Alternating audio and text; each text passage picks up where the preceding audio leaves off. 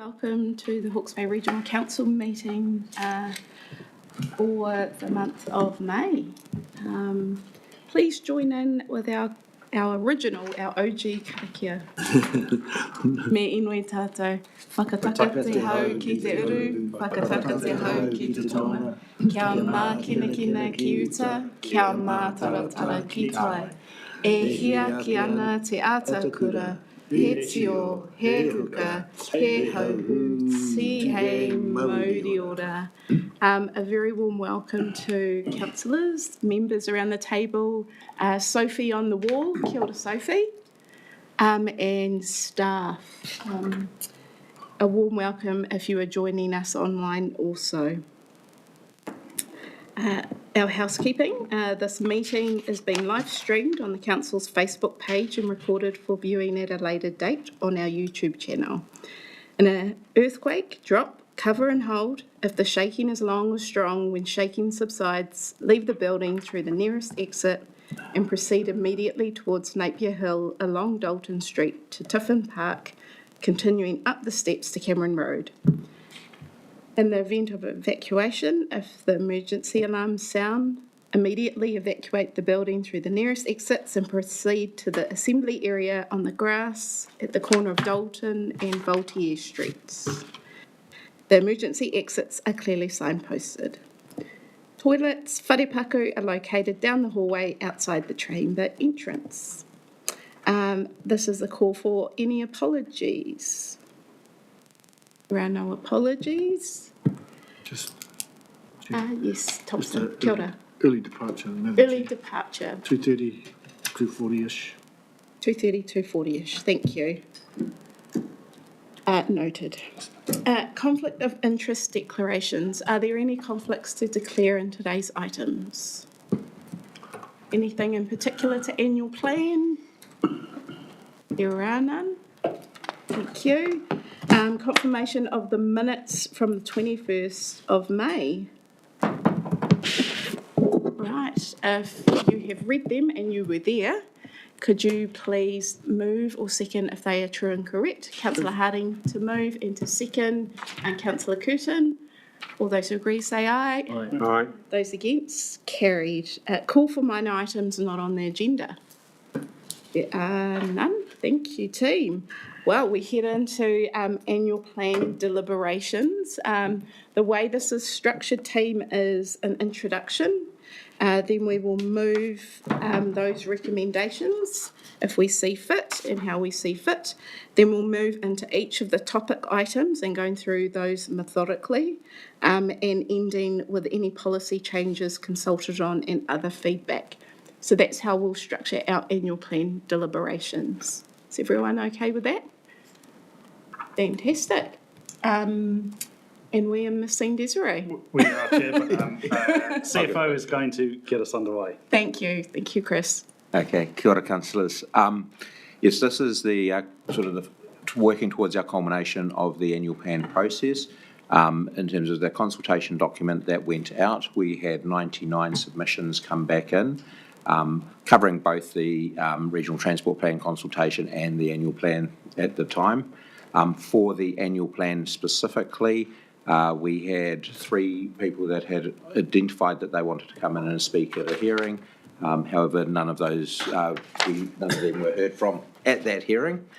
All of the papers that we've put in here against the main topics around Mangaro Stream, transport, and the Upper Tuki have been structured around the consultation questions, the general responses to those, the key themes that have happened in there, and then we've wrapped up in the final document there all of the other things that were mentioned during that consultation process. So that's sort of in terms of the introduction for the paper, and if you're happy with that, we could start moving through the other ones. Ms. Desi, want to? No, that's perfect. Thanks, sorry. And I do note that we had no verbal submissions in the end. Questions for the team?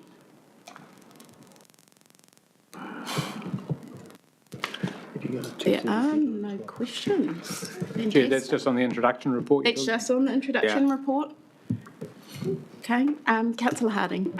Kia ora, Chair. Just through you, a question for staff. Just any insights on the general level of engagement with this annual plan compared to previous annual plans? I know that's going back a little way, but obviously this is a lot less response than we got to the last time we consulted on our budgeting, the LTP. But what's your sense in relation to other annual plans? So 86 submitters on the annual plan proper is on the low side and would reflect the level. We did tailor the comms and engagement to be quite fit for purpose. We really were cognizant that there's bigger conversations, that local water done well, flood resilience, and we sort of wanted to keep that open for when we're engaging rather than through the annual plan.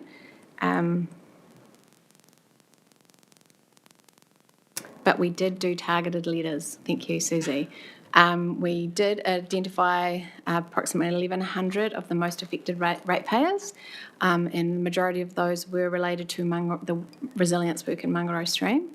And that did direct, people, you could tell people had got that letter, they either rang up, I spoke to a few, also Beth and the rates team, and that did drive some submissions.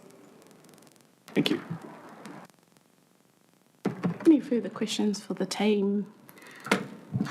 If not, could I please have a mover of item 5, which is the recommendation that the Hawke's Bay Regional Council receives and notes the annual plan deliberations introductory staff report. Happy to move, Councillor Van Beek. Happy to second, Councillor McIntosh. Would you like to speak? No, thank you. Would you like to speak?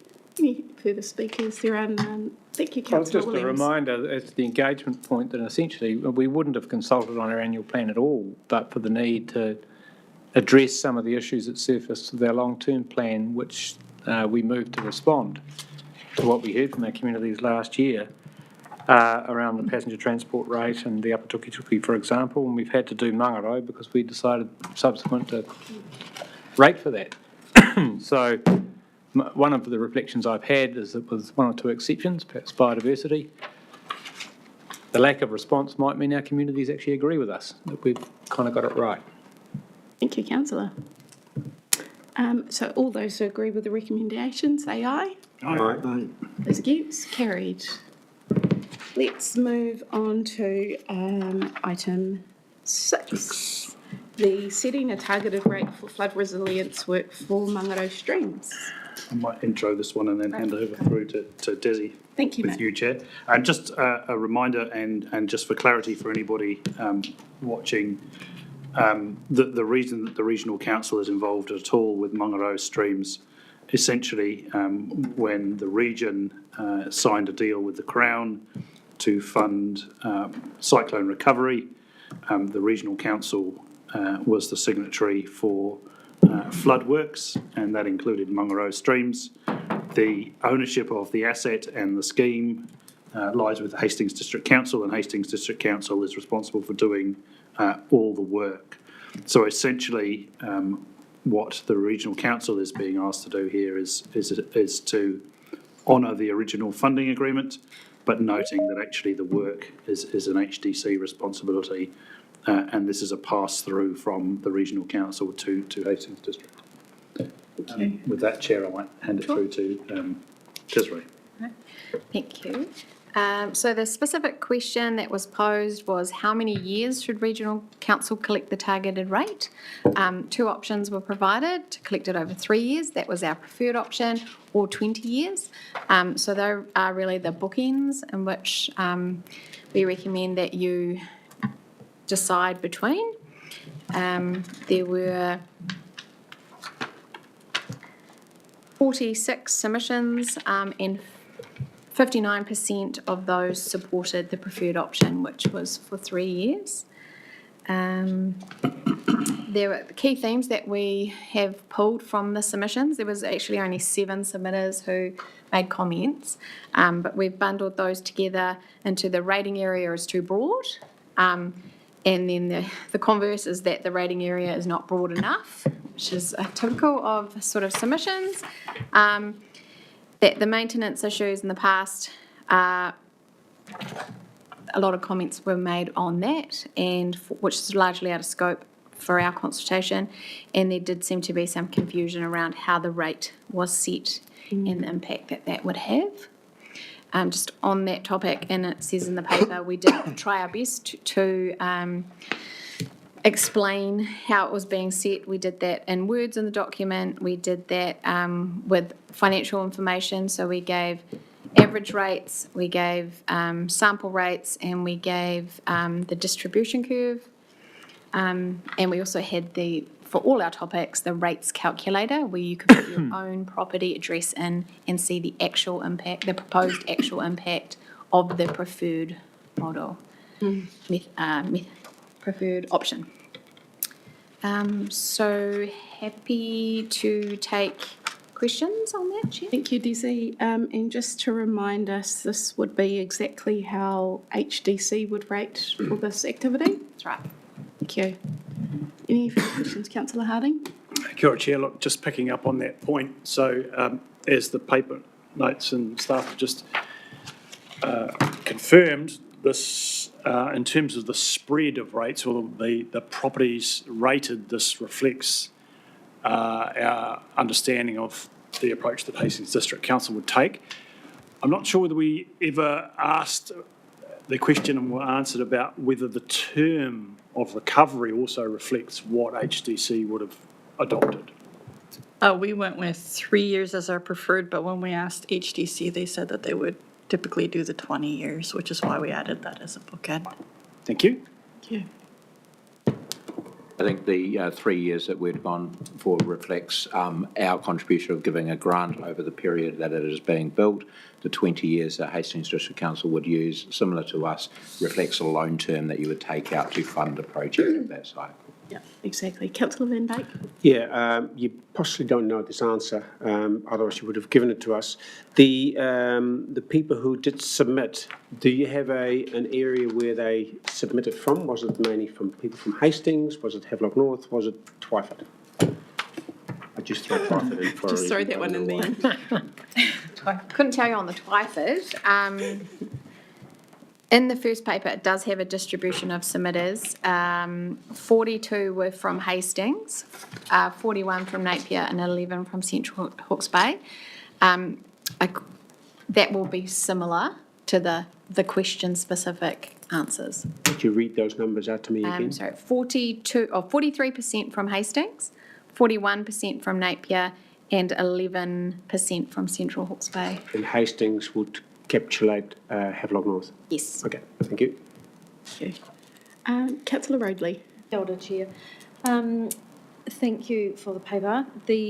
My question is around, or perhaps giving the opportunity to talk about when collect the money. So Hastings District Council are going to be doing the work, and people who live in that area will see Hastings District Council doing the work. But we're going to collect the money in our rates. How does it then, what do we do with it? Do we just keep that for ourselves, or are we going to give it to them? Could you just talk about that a bit? So as the work is completed, Hastings District Council will be doing their claims into the government. That'll go via us. They'll put a claim in for all of these eligible costs that they've done. That will go to the government. They will approve that, and they will send that back and say, yes, here's it approved. Here's the cash for our share of that.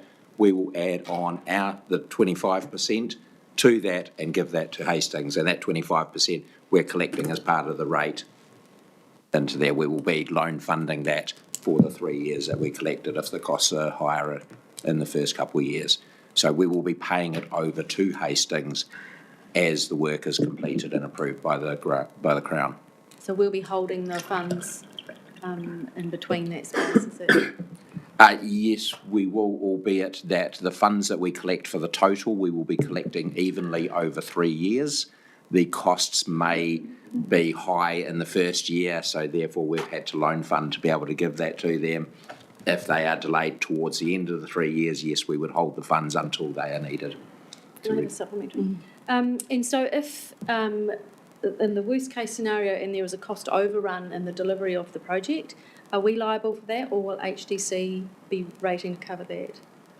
HDC will be liable for that, we will be paying our share, the 25.18%, equivalent to what the Crown approves as appropriate expenditure so the Crown approves the eligible expenditure, they then pay 75% of it, we'll pay 25% of that. The Crown won't approve stuff as a cost overrun. And if the flip side of that is if there's an underspend, will we be giving the money back to those? Because we're not doing any maintenance, which would mop it up in another scheme. It's likely, that just gets washed up in the claims that are put forward to the Crown. So if there is an underspend, then we will need to work through how that is managed, whether it's within the actual project as such, as an under and over. Very good questions.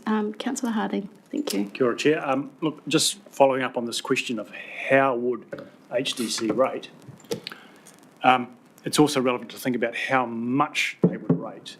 And in the ordinary course, and this is a question that staff may or may not be able to shed some light on, but is it ordinary that the government would be paying 75% of the cost of an asset for Hastings District Council, or is it extraordinary?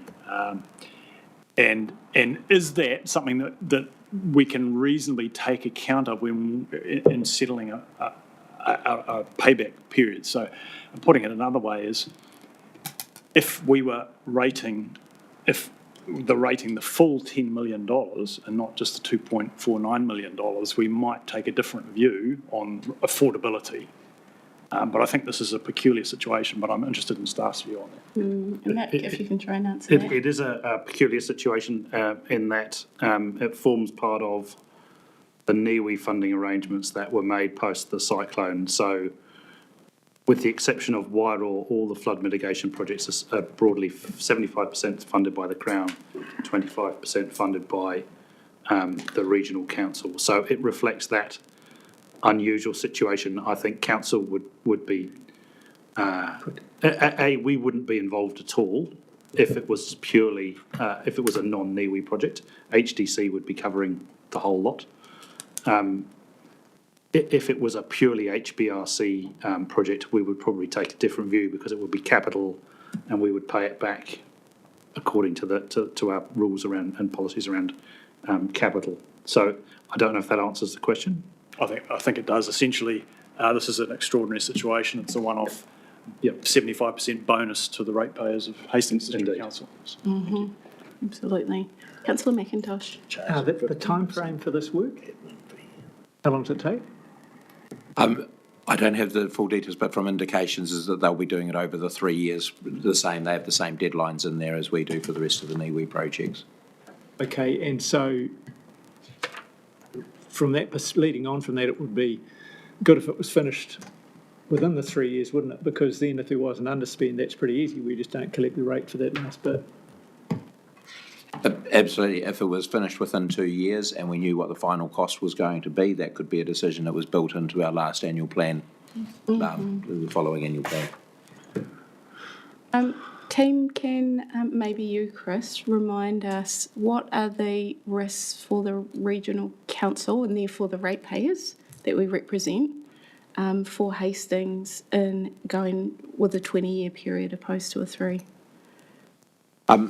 If we were going to rate for it over a 20-year period, we would be borrowing money for that time and paying the interest on that level. So there would be more interest that would be actually being accrued.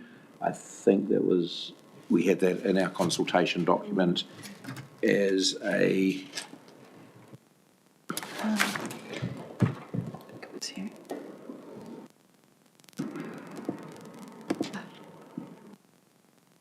So in rating for it over 3 years, the total cost is 1.06 million. Yep. Rating it for it over 20 years, the total cost would be 1.23 million. So there's an extra $170,000 that would need to be paid by the ratepayers by paying it over the 20 years. So even though it's a lower annual amount, the overall cost would be higher over that period. And Desiree, you might be able to help with, is that what was reflected in the decision for the preferred option from the submitters? Yes, It was more of a financial feedback on the 3 years. So I think that's fair. Yes, yeah, thank you. Are there any further questions for the team? There are none, so if we go to the decision and the recommendations. So setting a targeted rate for flood resilience work for Mangaro streams, the recommendations as they sit, 1, 2, 3, or 4. So either option A, the preferred option, or B, which is over the 20 years, or something in the bookends. Okay. So what I've heard in those who submitted and gave their feedback, there was a majority looking at the preferred option and feedbacking on the preferred option. Now, it's whether we take that feedback as well as what we've worked through in terms of the financial implications between the preferred option and option B, or if we think there's somewhere in the middle, we need to test that with the team here. If there's a real option C that you see is the best option. But we will have a mover, please. I would Councillor like to Van move Beek. option B, and I can explain why I move that option. Okay. Can I have a seconder for option B? Happy to second that. Happy to go with option B. So Councillor Van Beek. Yeah, I think it's once again a matter of affordability. The 170K over 20 years in relation to the total cost. But if we look at our rates burden on our ratepayers, and we hear often of those who struggle to pay their rates, it's a matter of $50, $60, $100 difference on a weekly and a monthly spend. And I feel that it is those who are on a fixed income, our retired people, who really struggle with finding their way of paying our rates, not just our rates, but HBRC as well. And we often get to hear that. Over 20 years, there's 170K. I don't think there's a huge difference. Obviously, money is borrowed at a decent rate. So looking at that particular group of people, I believe that we should go for option B. Also, that will help with, in case we have a time overrun or a cost overrun or underspend, that we're actually able to make the alteration if need be. So let's hope that those who are actually doing this work are very frugal with their money and their time and are able to get it well under budget, so that our ratepayers will actually seek relief from that. Thank you, Councillor Van Beek. Councillor Foley. Yeah, just back up those comments, Chair. Rates affordability is just the number one issue out there, and it's not getting any easier on our ratepayers. So if this is one option to alleviate that, then it's worth looking at. Thank you, Councillor. Any other speakers? Councillor Harding. Kia ora, Chair. As much as I have huge sympathy for rates affordability, I think that's not the only way to look at this.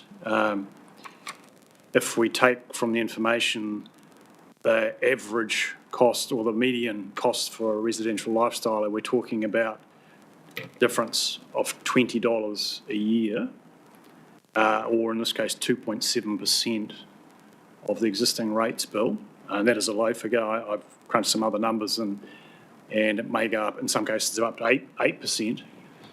And 8% is a big increase, but in clearing the debt over 3 years, it's also a big savings in interest. And it also frees up this organisation and its balance sheet to do other work for the community.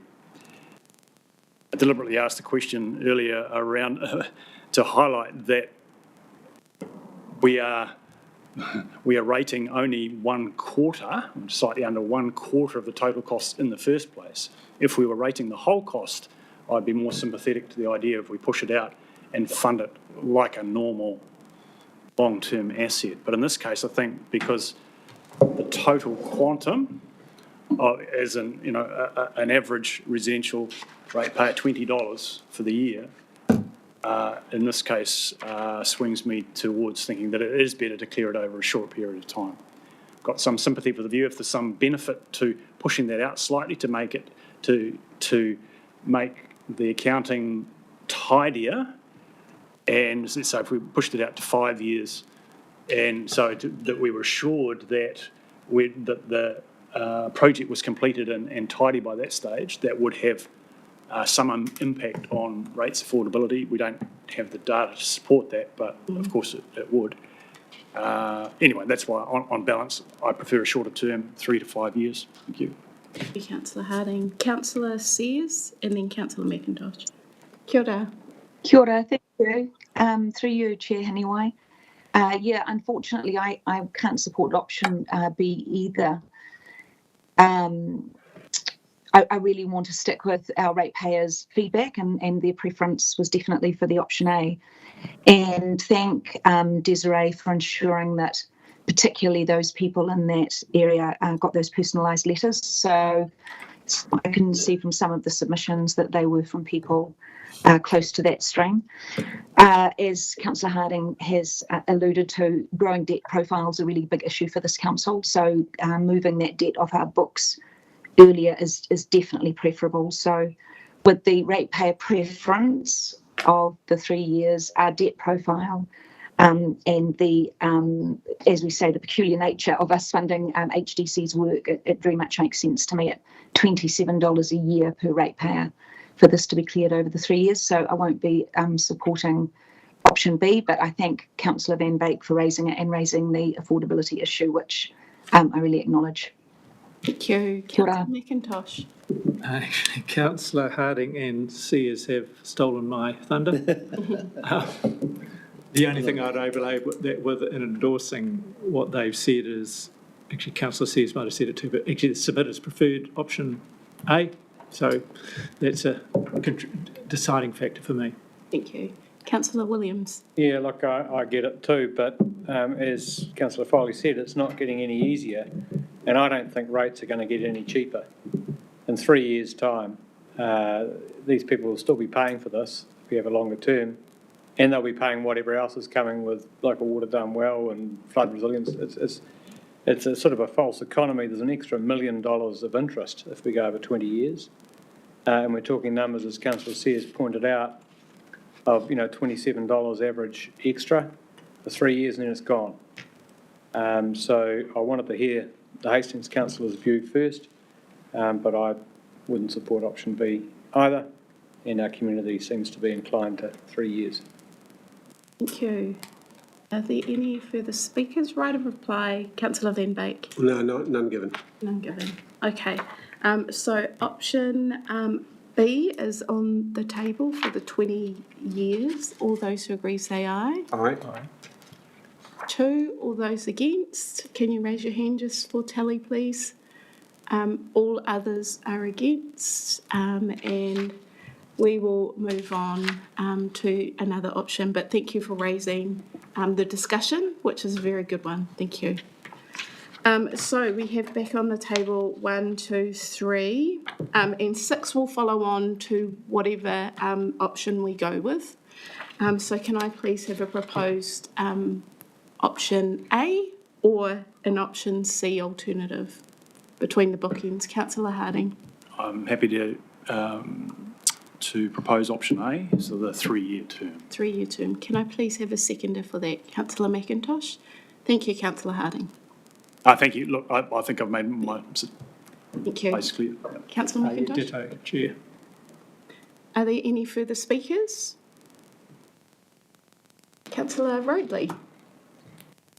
Thank you, Chair. I am drawn to option A. I see that it is referred option for the constituents who live in that catchment area. However, I am somewhat concerned that should the program overrun those timeframes, that we could end up with a situation at the other end. So I am wondering if a more a wee buffer on time, like actually Councillor Harding referred to, whether it be 4 years or 5 years, to let the program fully wash out so we can see where we're actually up to. I'm looking at our staff for... So can we just have some clarification is that something that we should be concerned about, or what are you thinking? Can you, I do note, sorry, there is a NIWI update as part of this council meeting this afternoon, and I think challenging the timeframes and position and certainty of costing would probably be most likely directed to the program director at the moment. There is, as part of the fossil agreement, we do obviously have a back-to-back agreement with Havelock North in terms of the requirement, spending, etc., and there is no expectation that we reimburse overruns, etc. Okay. Nick, Yeah, just to clarify, the council is, if you like, only liable for the 25% of the agreed amount. Anything over and above that lies with HDC. The clarity If they go over time, Could you just speak about not so much the quantum of the overrun, but the timing around? If the project it took them 4 years to build, would we be in a particular situation? I don't think so, and just checking in with the CFO, but to my mind, in that situation, we will have simply collected the money and we will only disperse it as the project completes. So everything is paid in arrears. So if it took an extra year, we would simply be dispersing money already collected. Thank you for that clarity. Are there any further speakers? There are none, so the recommendations we're approving are 1, 2, 3, and 6. That's what's on the table. All those who agree say aye. Aye. Those against? Against? Thank you. Recorded Councillor Van Beek and Councillor Foley. Thank you. Okay, team, we move on to our next consultation item, amending the passenger transport rate. Thank you, Desiree.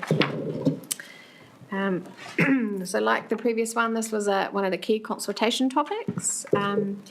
And we proposed a new rating method, and you'll remember that this was a hot topic in our long-term plan.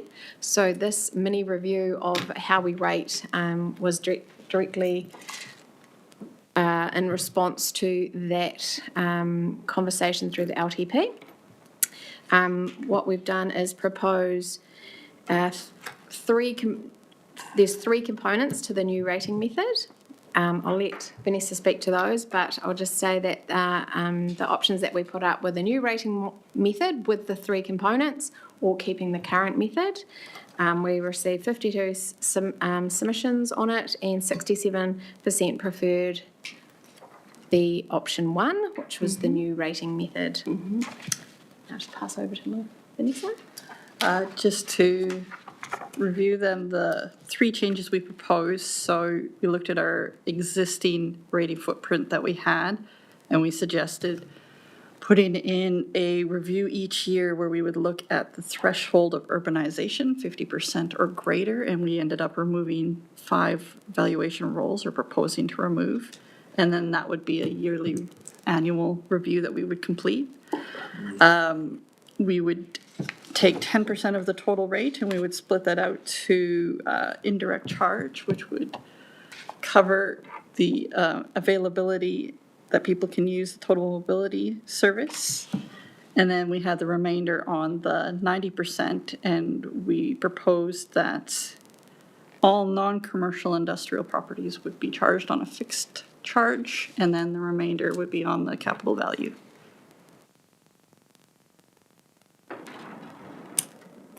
Okay, questions for the team? Councillor Williams. Yeah, look, this is a bit of a Pandora's box, I'm afraid. I mean, I'm 100% behind this remedial change to address probably the biggest pain point in our RFP last year, and I think it does a great job of that. But what I don't want to see is a repeat of unintended consequences, which we then have to mop up a third time. And it's been brought to our attention by Councillor Foley that by loading the SUIP, we've thrown a greater burden indirectly, which isn't reflected in the tables, and this is my question on page 23, into the general rate, which has had some unintended consequences that we're not seeing those numbers. So I guess the question is, does doing this, charging 72.5% of the SUIP, load our UAGC settings, and as a result, have we transferred a burden to the general ratepayer with numbers that we're not seeing in this consultation document? So, say a residential property in Central Hawke's Bay might be paying more in the general rate, in the sort of $200, $300, $400 range, depending on their capital value, because of what we've done here. And what are the numbers? And can we look at them, please? Those are my questions. And I have given some warning to the CEO that we'd be asking about this. We do have one paper that's coming up, that's the other policies and other feedback, and we were going to heavily touch on the UAGC in there. Are we able to discuss it in that portion? Well, my question draws a bridge because I can't lock this in without knowing about that. And I looked at that part of the paper and it's very generic. It talks about high value properties getting a 1% increase or reduction or something like that. But it doesn't give you... I've just got to be, frankly, really honest. I simply don't understand the nature and severity of the unintended consequences here, and I don't think we're adequately informed, and that was the key mistake we made last time. And so I'm not in a position where I can reach a final decision on this until I've got that information. So can you help me with that? Can we dive into that now? And then,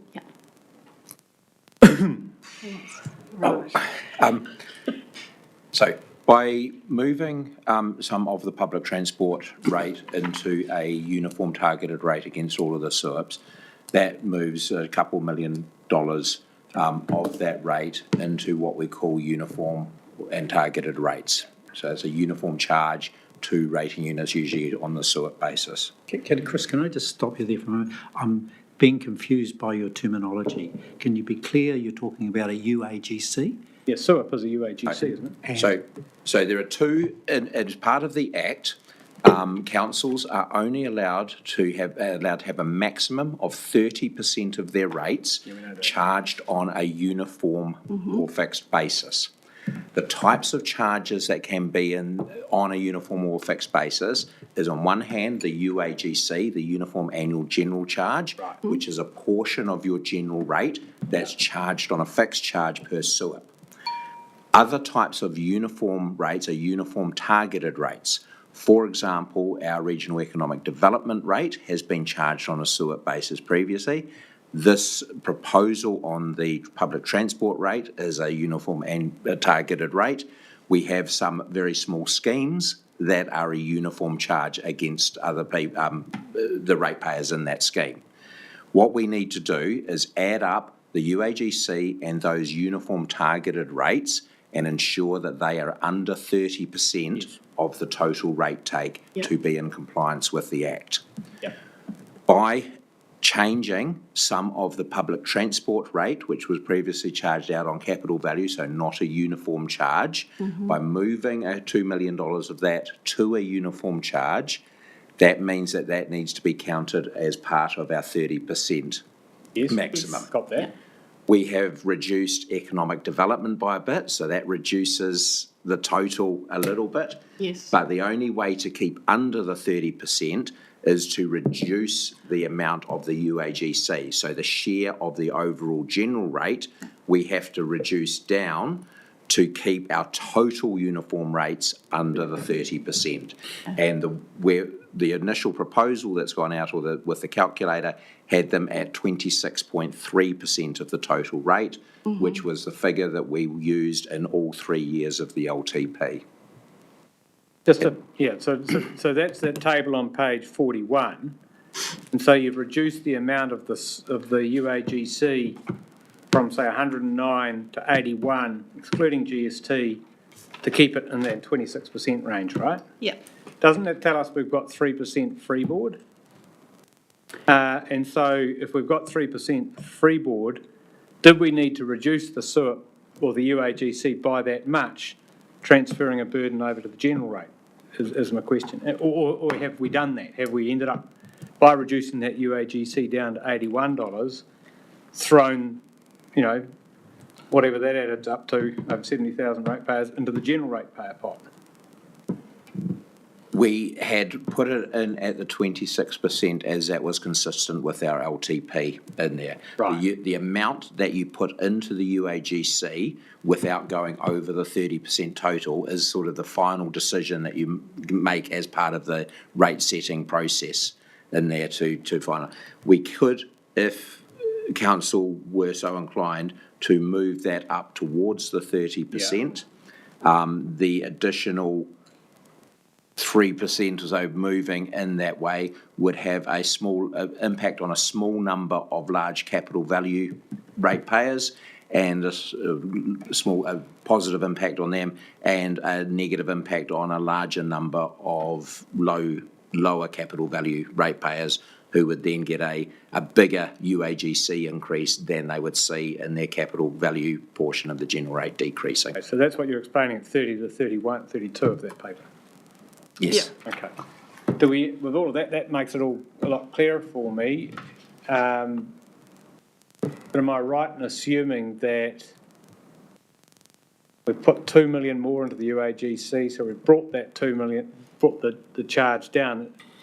Is that $2 million then drifted into the general rate pool charged on capital value? Yes, so we use the UAGC as a general rate smoothing. Yeah. So we only use it for that, and so it just takes the whole general rate total and just goes, this little small portion will be UAGC, the rest stays general rate. So do we know what some of the biggest rate impacts would be on residential properties in, say, Central Hawke's Bay? It could be somewhere else from doing this. But that you said that makes a 1% benefit or whatever. I just want to know the numbers, because I don't think we're seeing the numbers.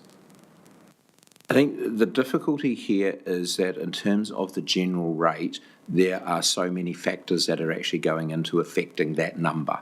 So the total amount needed to be collected by general rate is mainly impacted by the rate smoothing loan not having that anymore. So we had to add $3.5 million to the general rate, because we're now not going to borrow that money instead of asking the ratepayers for it.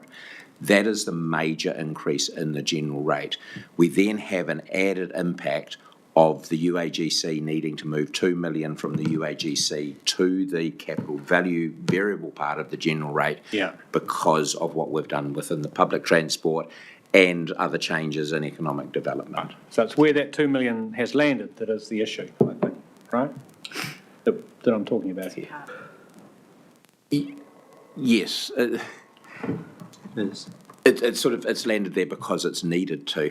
We could put unless we put it back into the UAGC within the headroom. But we wouldn't be able to put it all back into the UAGC because our legal 30% cap is per the Act. Yeah. All right.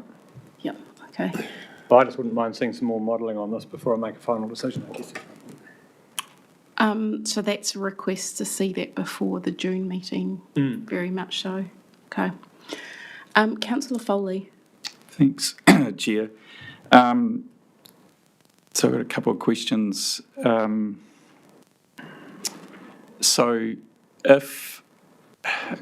we still within our policy parameters by, I guess you could argue, transport rates ending up as general rates? Because it's, we started off 100% targeted last year, didn't we? And then now we've gone to 10% indirect, 90%. And now we're saying some of that's fallen into general rates. So the first question is, are we still within our revenue and financing policy by saying that transport rates have ended up in general rates as opposed to the targeted? Transport rates have not ended up in the targeted rate. The transport rate is still a full, in the general rate, transport is still a full targeted rate there. It is only because we have made some of that rate uniform in basis, we have needed to change the percentage of our general rate that we can charge on a variable basis versus that we can charge on a fixed basis. because of our 30% cap.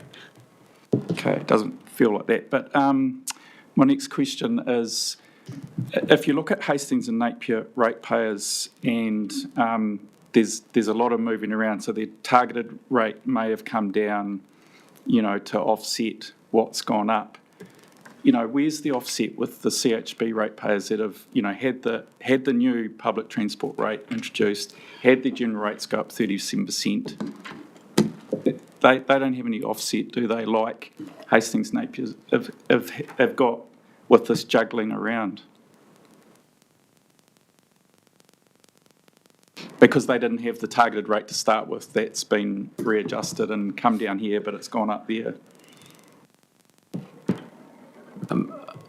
I would answer that in saying that the decision of council, or the proposal put forward by council, was about putting some of the public transport rate into the areas that use total mobility. So looking at that is a charge to Central Hawke's Bay, who wouldn't have had that previously in there. In terms of the impact of the general rate, there will be a number of properties in Central Hawke's Bay who the UAGC move will have benefited them, because they will have, those that have low capital values will be seeing that benefit going in there if they, because they're seeing a much lower UAGC amount now, 125 the previous year, now only, was it 93 in the current year. So that decrease for them, for some properties, will be higher than the increase that they had in the actual variable component of the general rate. The larger capital value properties will be the ones that will be seeing that their general rate will have been increasing more than that UAGC drop from 125 to 93. Yeah, sorry, Chair, I'll just make a response to that, which I think I disagree. Without looking at multiple properties, I've got a 485k CV property in front of me, and the general rate increase is larger than the UAGC decrease. I actually disagree with that statement. But yeah, that's no further questions for now. Desiree? I may or may not help, I'm not sure. Yes. I think your question about whether it falls on Central Hawke's Bay differently, because it's like if I draw it on the, oh no, there's no pen, like the general rate has got the fixed component and the variable component of the general rate, and that is going to happen across the regions. So that it's not happening differently in different regions. It's just Percentages and so. The variable rate, though, will. Yeah, it's like the percentage of the general rate in each district stays the same. It's just the split between variable and fixed. And then you've got targeted rates that are variable and fixed as well. So it's those two combined is what is 30%. It is quite complicated. Chris, a question is, if we moved that rating limit to 30, how much of that could be from passenger transport that has now fallen on that general rate? Like, what is that amount? Because that may help unburden the problem that we have here. Vanessa had done some modelling. Yes, it would help unburden it. What we modelled out is that by moving it to 29.5%, we wouldn't like to put it right at 30% because if any changes happen in the number of ratepayers or stuff like that, putting it to 29.5%, there would be a benefit. There were 6 ratepayers across the region that would see a reduction of 7.5% or more in their rates. There would only be 6 that would have more than a 7.5% decrease. There would be about 2,300 that would see a 7.5% or more increase in their rates. I guess it goes back to my question. Well, look, what happened last time? We know this. We set the rate in June.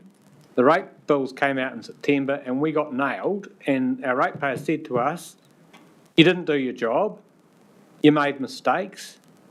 But the reality was we just didn't have the information at that level. We didn't have the information that subsequently became apparent when we made that decision. So I'm just wondering, last year we had those really helpful tables that gave you some sort of worst impacted, best benefiting properties in an area for, say, putting UAGC up to 29.5% and doing what's in here.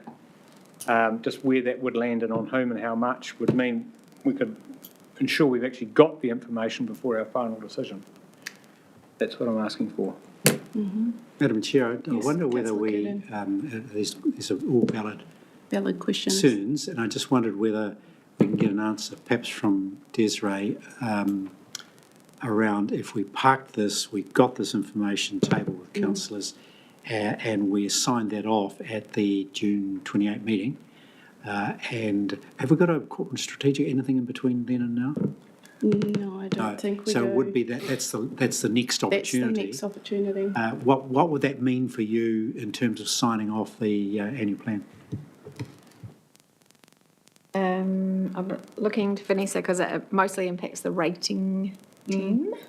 We would need to know before the end of June meeting But we could have a what special meeting? direction so that we could actually Okay. put everything in place. I think we should. So anything that falls out of today's deliberations, that we have another opportunity before June. So we will leave that to your team on timing on that, given you need a lead up to the June decision.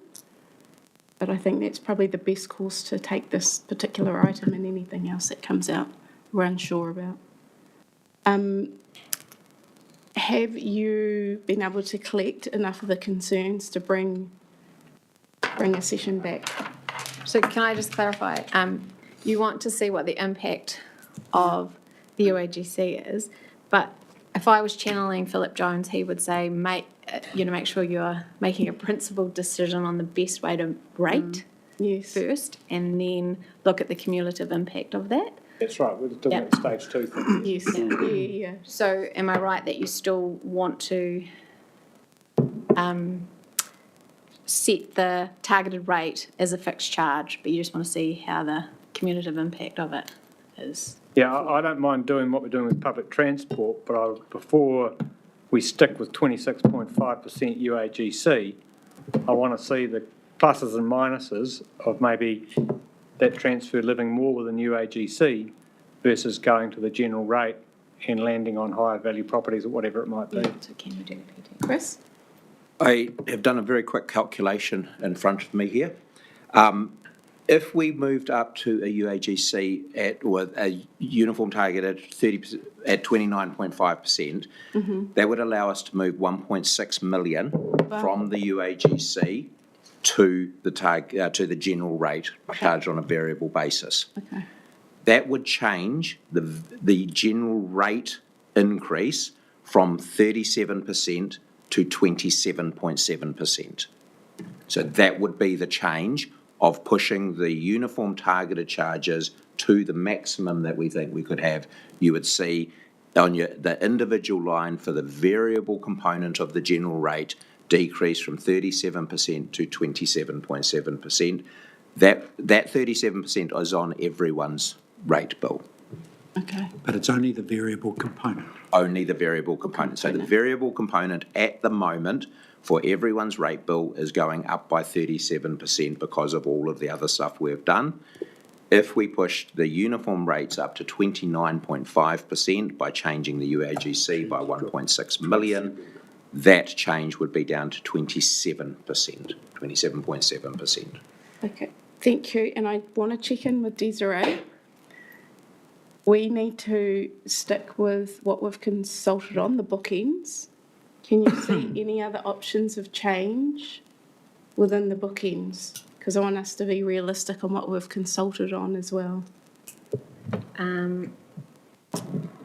So because there's three components, typically when we do a policy change, we consult on, like with our revenue and financing policy, remember we did lots of changes all at once, and we consulted either on the status quo or the change. And so this would be the same. You can probably, like some elements of it. Yes.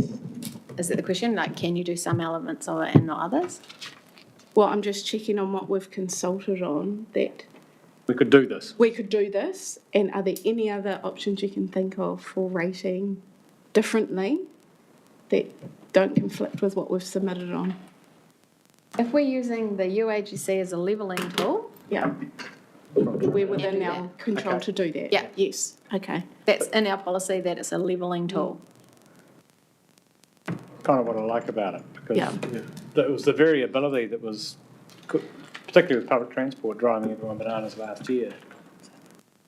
So, Chris, can I just share one last question? You just said you'd move, if you increased it to 29.5, you'd move 1.6 to the general rate. Did you mean you'd move 1.6 to the UAGC?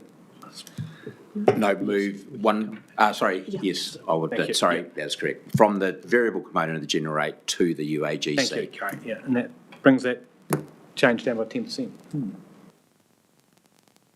Good to me. So, Madam Chair, do we leave this sit on the table Yes, until we- that we special will. meeting? I think we'll leave this sitting on the table. I don't Yep. think that's right. Okay. Right. Still do PT. I was just going to say that move Yeah. would increase the UAGC from somewhere around the $93 to $110, $115. Okay, back to where it was. Oh, yeah. So that would get Okay. those with the UAGC getting that increase as opposed to the 10% reduction in the increase in the variable component. Okay, well, I think it feels like there's more discussion to be had on this. So if we leave this on the table and come back for discussion on this before June meeting. I would just say that is a separate discussion to the PT. You could still, Yes, I suppose Do that's the- right. Yeah, it is, because it's more nuancing how in the background. Yeah. Okay, so the How we deal with decision. the consequence. Yeah, yes. okay. Good point. Sorry, I missed that point, just. so in this deliberations paper, we asked you to set the policy for how we would charge for PT, so you could still make that We decision. could still make this It's a decision. policy decision here. Yeah. Yeah, We would, it doesn't impact on the adoption decision. Is that?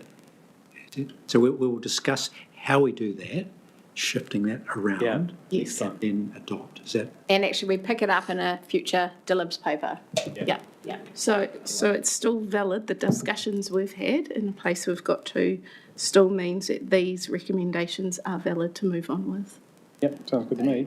Okay, thank you. So can I have a move of recommendations 1 and 2, of 3, and either 4 or 5? I'd like to move 1 to 4. Thank you. Can I have a seconder for that? Councillor Harding, any more to say? I think Speak on. I've covered it. It really Yeah. is.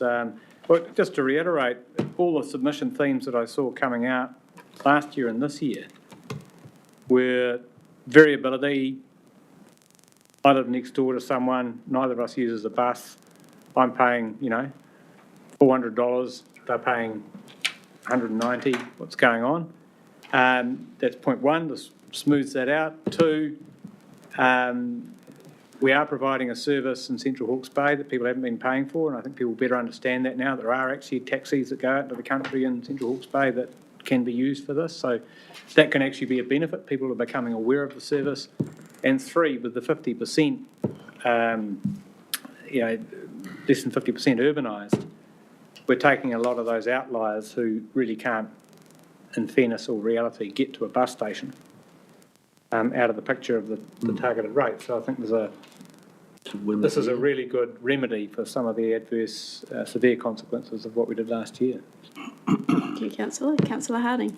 Kia ora, Chair. Yes, just very briefly, I think we've landed in a good place today. I think we are right to just check those unintended consequences, but this change to rating of passenger transport does move us ahead.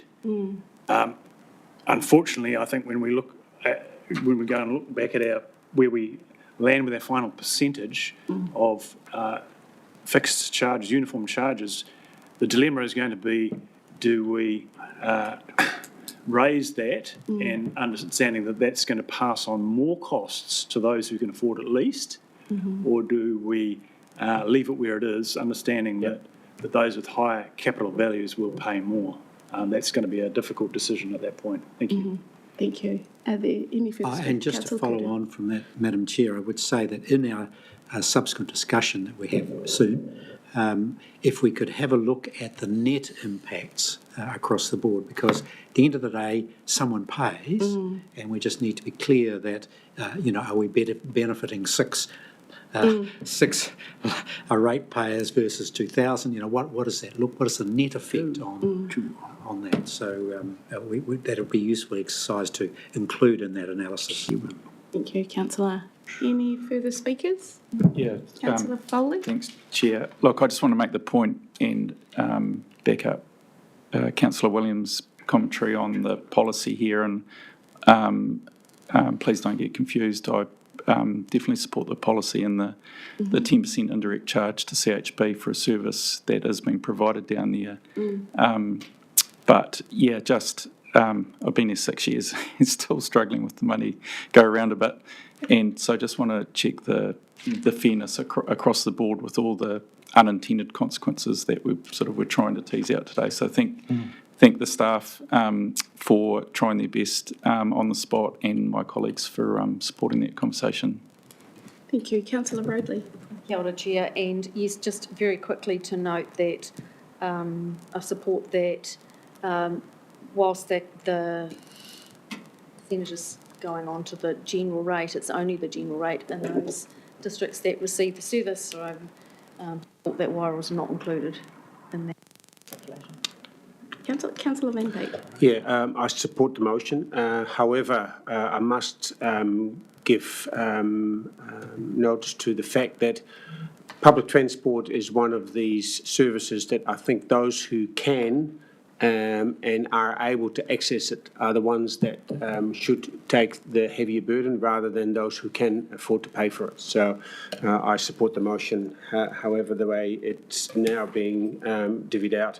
And I really would like to see a calculator so we actually can see what some of the intended or not intended consequences may be, so we can actually do a check on this. Thank you. Thank you. Are there any further speakers? There are none, so recommendations 1 through to 4. All those who agree say aye. Aye. Those against? Carried. Thank you, team. We move on to amending the Upper Tukituki Flood Resilience Scheme rates. Thank you, Chair. To steal Councillor Williams' term, this is another remedial change that we've made to address feedback that we got through the LTP. To the how we rate for the Upper Tukituki Flood Resilience Scheme. There were 46 submissions received. 76% supported the preferred method, the preferred option, which is a new rating method. The new rating method has 2 components.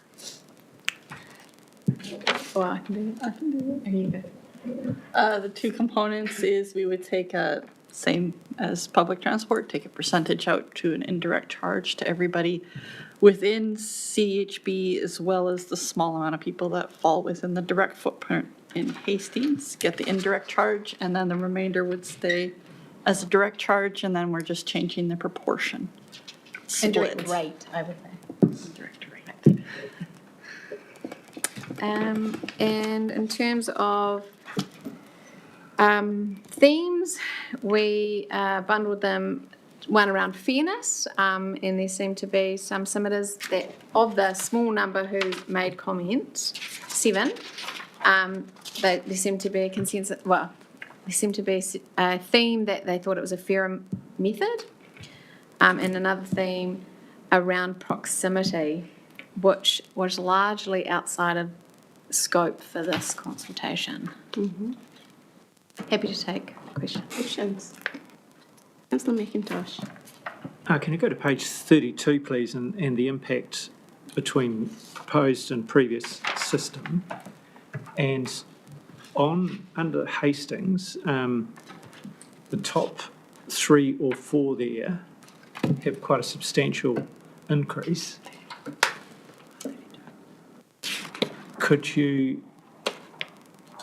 give me an idea as to how many ratepayers that represents, please, and also just a brief explanation around why the size of the increase? So we had that graph where we actually laid it all out on the previous page. And it actually shows where the majority of the ratepayers sit and the count. Yes, I was more interested in the number in the minority. Yep. So the ones at the top here, if you're looking at these top 4, are you looking at Hastings or Central Hawke's Bay? Hastings. Hastings, the primary driver for that is because we made Central Hawke's Bay and Hastings the exact same proportion, which they weren't before. Hastings was at a significant different proportion that they were paying for the rate for Upper Tukituki. And we made them the exact same regardless of which district they're in. As long as they're in the exact same banding, we made the proportion the same. Okay, so these Hastings ones remain within the flood protection zone? Yes. And how many ratepayers, please, do you know that in, say, the top 3 categories, which are other, horticulture and pastoral, on that table on page 32? How many ratepayers fall within that? Within Hastings, there's very few ratepayers. I think there's about 130 off. So total is 130? 107. Yeah, There's the very total is few within 130. Hastings itself.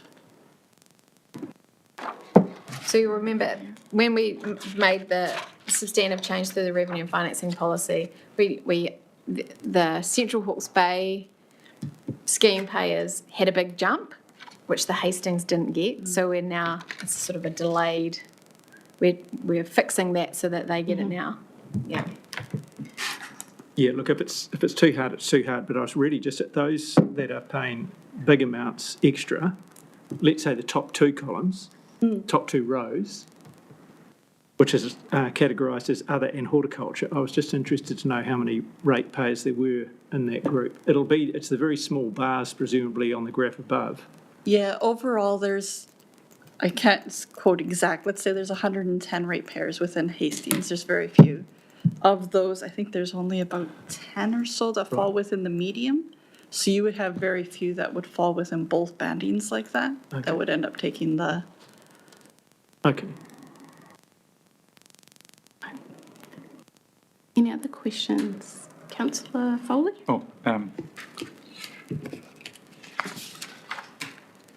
Yeah. Just paragraph or point 15, just around the reassessing, and we've got the scheme reviews underway and reimagining. So if there was some plan was devised and there was a cost, so is that saying you could actually retarget that cost to rather than just go across the whole scheme, if it benefited, just a smaller subset of the community, you could target them? Is that what that's saying? Which part are you looking at? Number 15, reassessing benefits. Council could consider proximity to the flood as part of these reviews, which would look at the banding. So that was more around from reading the submissions that came through, if you felt that the banding itself, there was issues around it because however long ago it was done, if the banding is still correct, that is something that perhaps in a future review they could do, is actually look at the banding and see if the people that fall within the high, medium, low actually fit those bandings still. If that makes sense. So you mean reorganising the map? Perhaps that's a review that could be undertaken to see whether or not it is still accurate.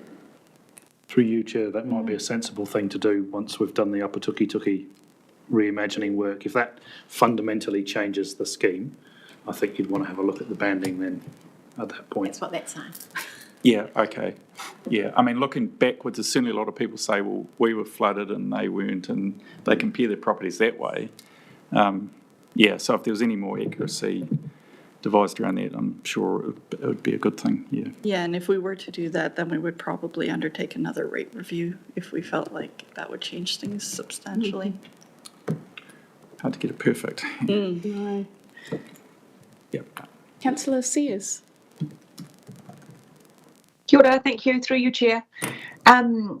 probably for Vanessa and Desiree, this was a really big issue following our review last year, which is why we put so much time into redoing these bands.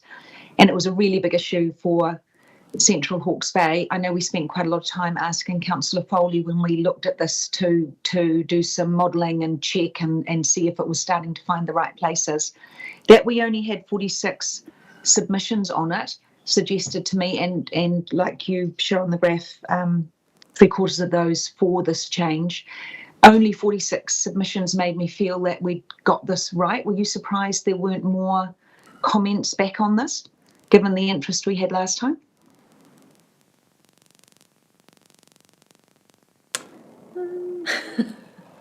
Might be a question that Councillor Foley could help with. Maybe, yeah.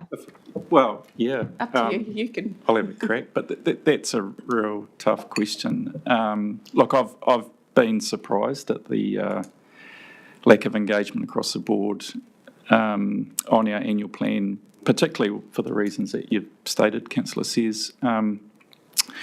But also even just going, I'm trying to get along to all the local water done well consultation meetings, and yeah, quite a poor turnout considering the consequences looking forward with that plan. So yeah, don't know the actual answer, but I think people are a little tired of consultation perhaps, and yeah. I know last night's meeting there were some comments around, well, people find it intimidating to submit, intimidating to come to hearings, a lack of faith and trust that their submission would be heard and considered, and all of those sort of things. So, yeah, as you know, sitting around a council table, it's always a job and an effort to get people engaged, because that's what we need as councillors and in an organisation to hear from them. But it is always an effort to achieve big numbers. Mm. Through you, Chair, if you don't mind, sure. Just because it's hard to speak on Zoom, I'll just make my quick comment now, which I think that this, for me, showed, I think that it was a success in the way we've reshaped it.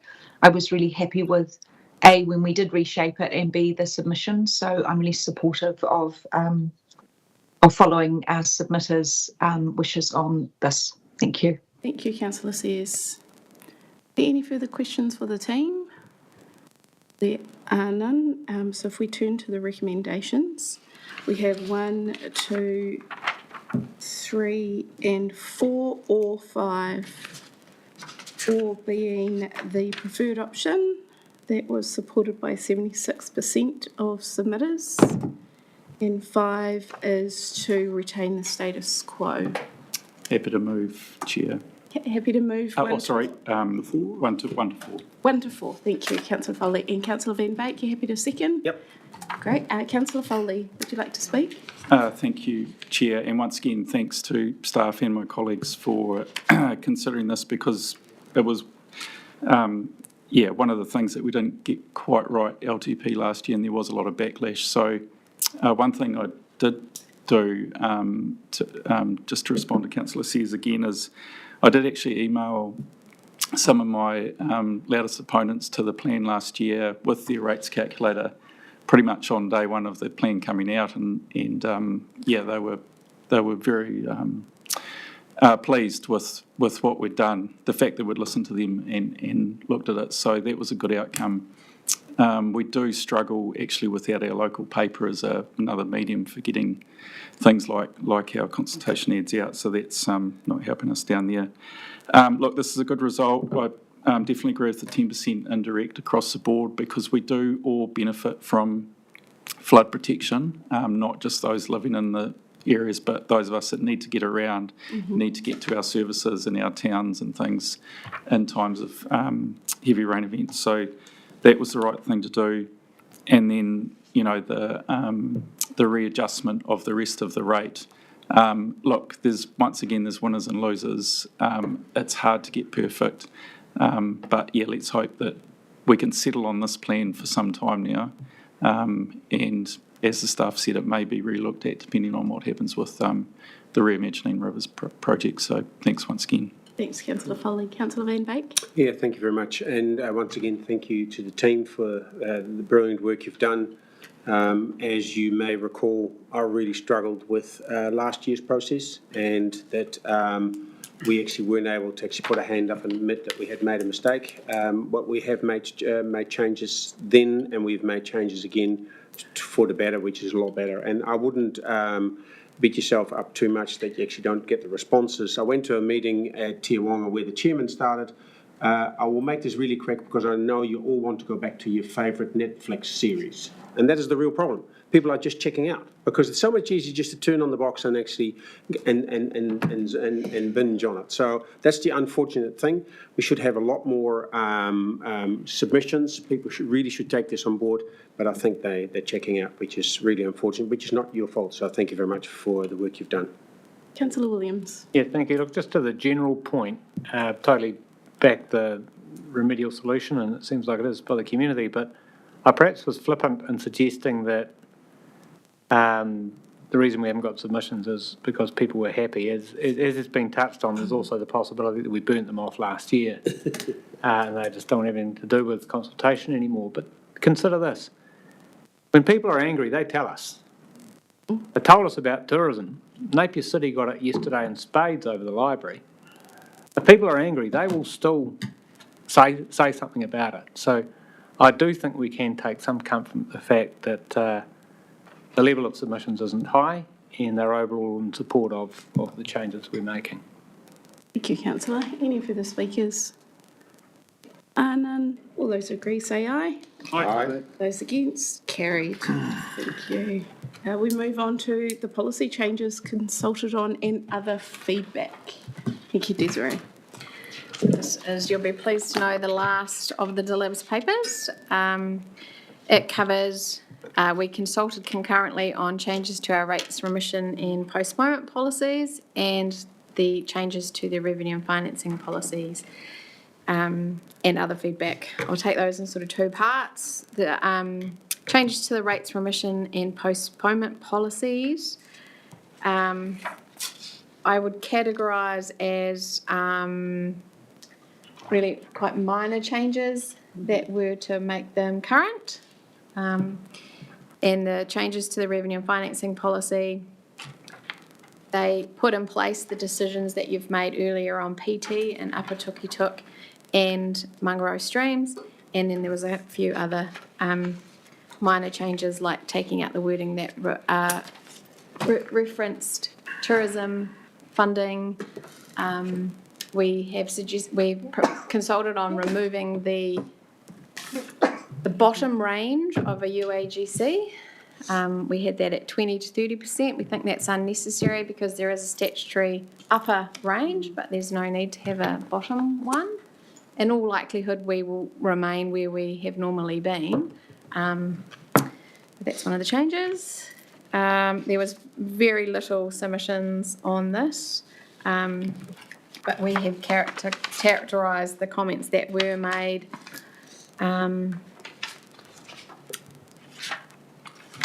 for the revenue and financing as theme 1, previously adopted changes, and theme 2, UAGC. So that might be where we want to focus our attention, in the UAGC part. And other feedback, we have grouped that largely into two themes, and that is rates affordability and proposed budget cuts. Oh, that's the UAGC. Oh, okay, correct. So happy to take questions. Thank you. Councillor Curtin. Well, thanks, Madam Chair. Can I just preface with a comment around this, the way we've treated those submissions, and a note that we don't have recommendations in relation to other feedback.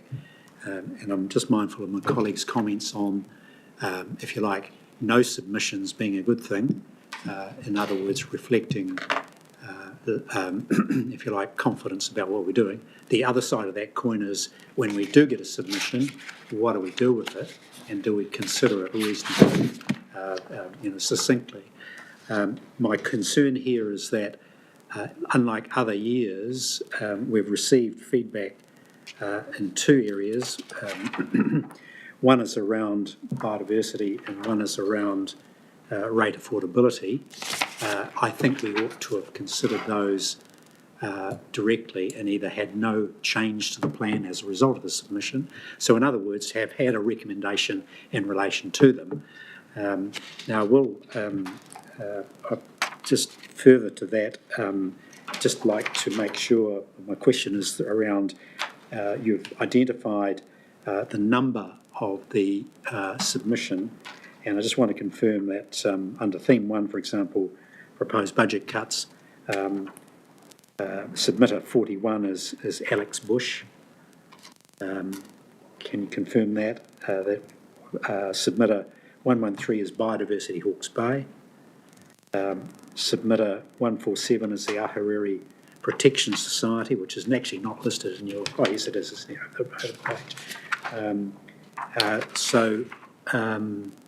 so can you confirm that those are the references to those submitters? Oh, they are, I'll tell you now. I can't on the spot, but we could Sure, do that, yeah. I can confirm they are. Okay, Where I'm coming from with this, we do need to consider the submissions closely and to respond to them appropriately. My view, taking into account those submissions, I think we ought to make a change, which I'll propose to test my colleagues out whether there's any interest in this. And I just wanted, you might be able to help me here. I'm foreshadowing a recommendation 5, and this reads, agrees, subject to the availability of non-rated funding, to apply $100,000 to Biodiversity Hawke's Bay for community-led conservation projects. And I'm just getting your feedback, if I could, perhaps Susie might respond to this, whether we could consider that as a part of that special meeting that we're looking to hold in regard to the discussions earlier, whether we could come back to council with a proposal, whether to know whether it's viable or not, to whether there's any non-rated funding opportunities that we could apply to something like $100,000 going to that purpose. Lucy? Is that something you can answer? If the council wishes to instruct that and agree that that's approach, then The whole council. Yep, to the whole council. So it's possible. what's possible to instruct me? Non-rating $100,000. Sorry, yeah, non-rated funding. Yeah, non-rated. What the opportunities are to consider non-rated funding opportunities that could apply up to $100,000 for this purpose. So I'll actually move. Can I suggest I move recommendations 1 through 4, and with an addition of 5, which is to agree, subject to the availability of non-rated funding, applying $100,000 to Biodiversity Hawke's Bay for community-led conservation projects. Can I just pause you on that, because there might be questions Should that be, relate yeah. to 2, 3, 4. I've jumped up. Yeah, I know you have, but at least you've flagged it. Sure. Okay. I want my cake and eat it too. I want to respond to theme 1 and respond to theme 2. Yeah. Good spotting there. But I'll take questions first and we'll round back. Actually, Councillor I had a question for Councillor Curtin. Okay, yep. So the non-rated 100,000, I don't know what that means. Does that mean we support fundraising efforts to generate 100,000 in support of biodiversity? Yes, so that we find from our various resources, because we have both rate-funded expenditure, and then we have non-rate funded, in other words, from our investment portfolios and other sources.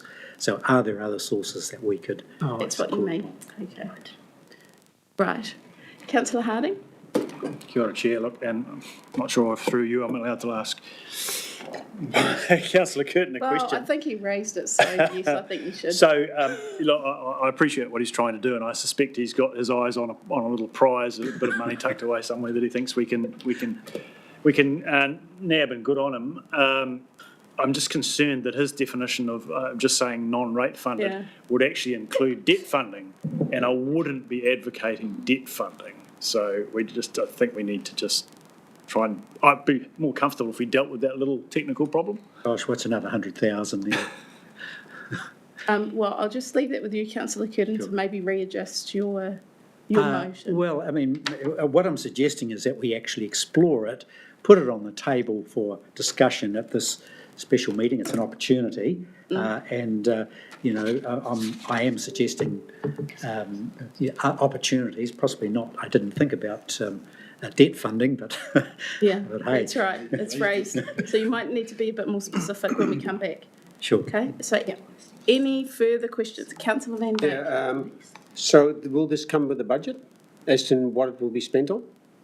Or just biodiversity? We do have an avenue to apply or to if you like promote community-led conservation projects, and that's via Biodiversity Hawke's Bay.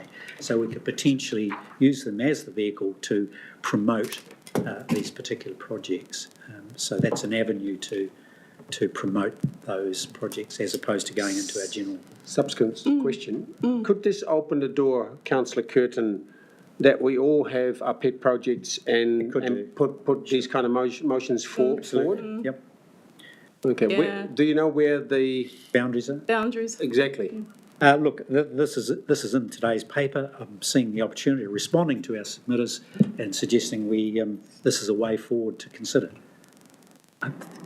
Councillor Sears. Kia ora, thank you, Chair. Well, I can't object to the sentiment, being a huge supporter of Biodiversity Hawke's Bay and of biodiversity in general, but I do find it a very peculiar addition to the motion. And I don't really understand it, to be honest. There's various funding avenues now that Biodiversity Hawke's Bay is using. They are funded for 25-26. We do already have a fund that's secure there for community-led projects.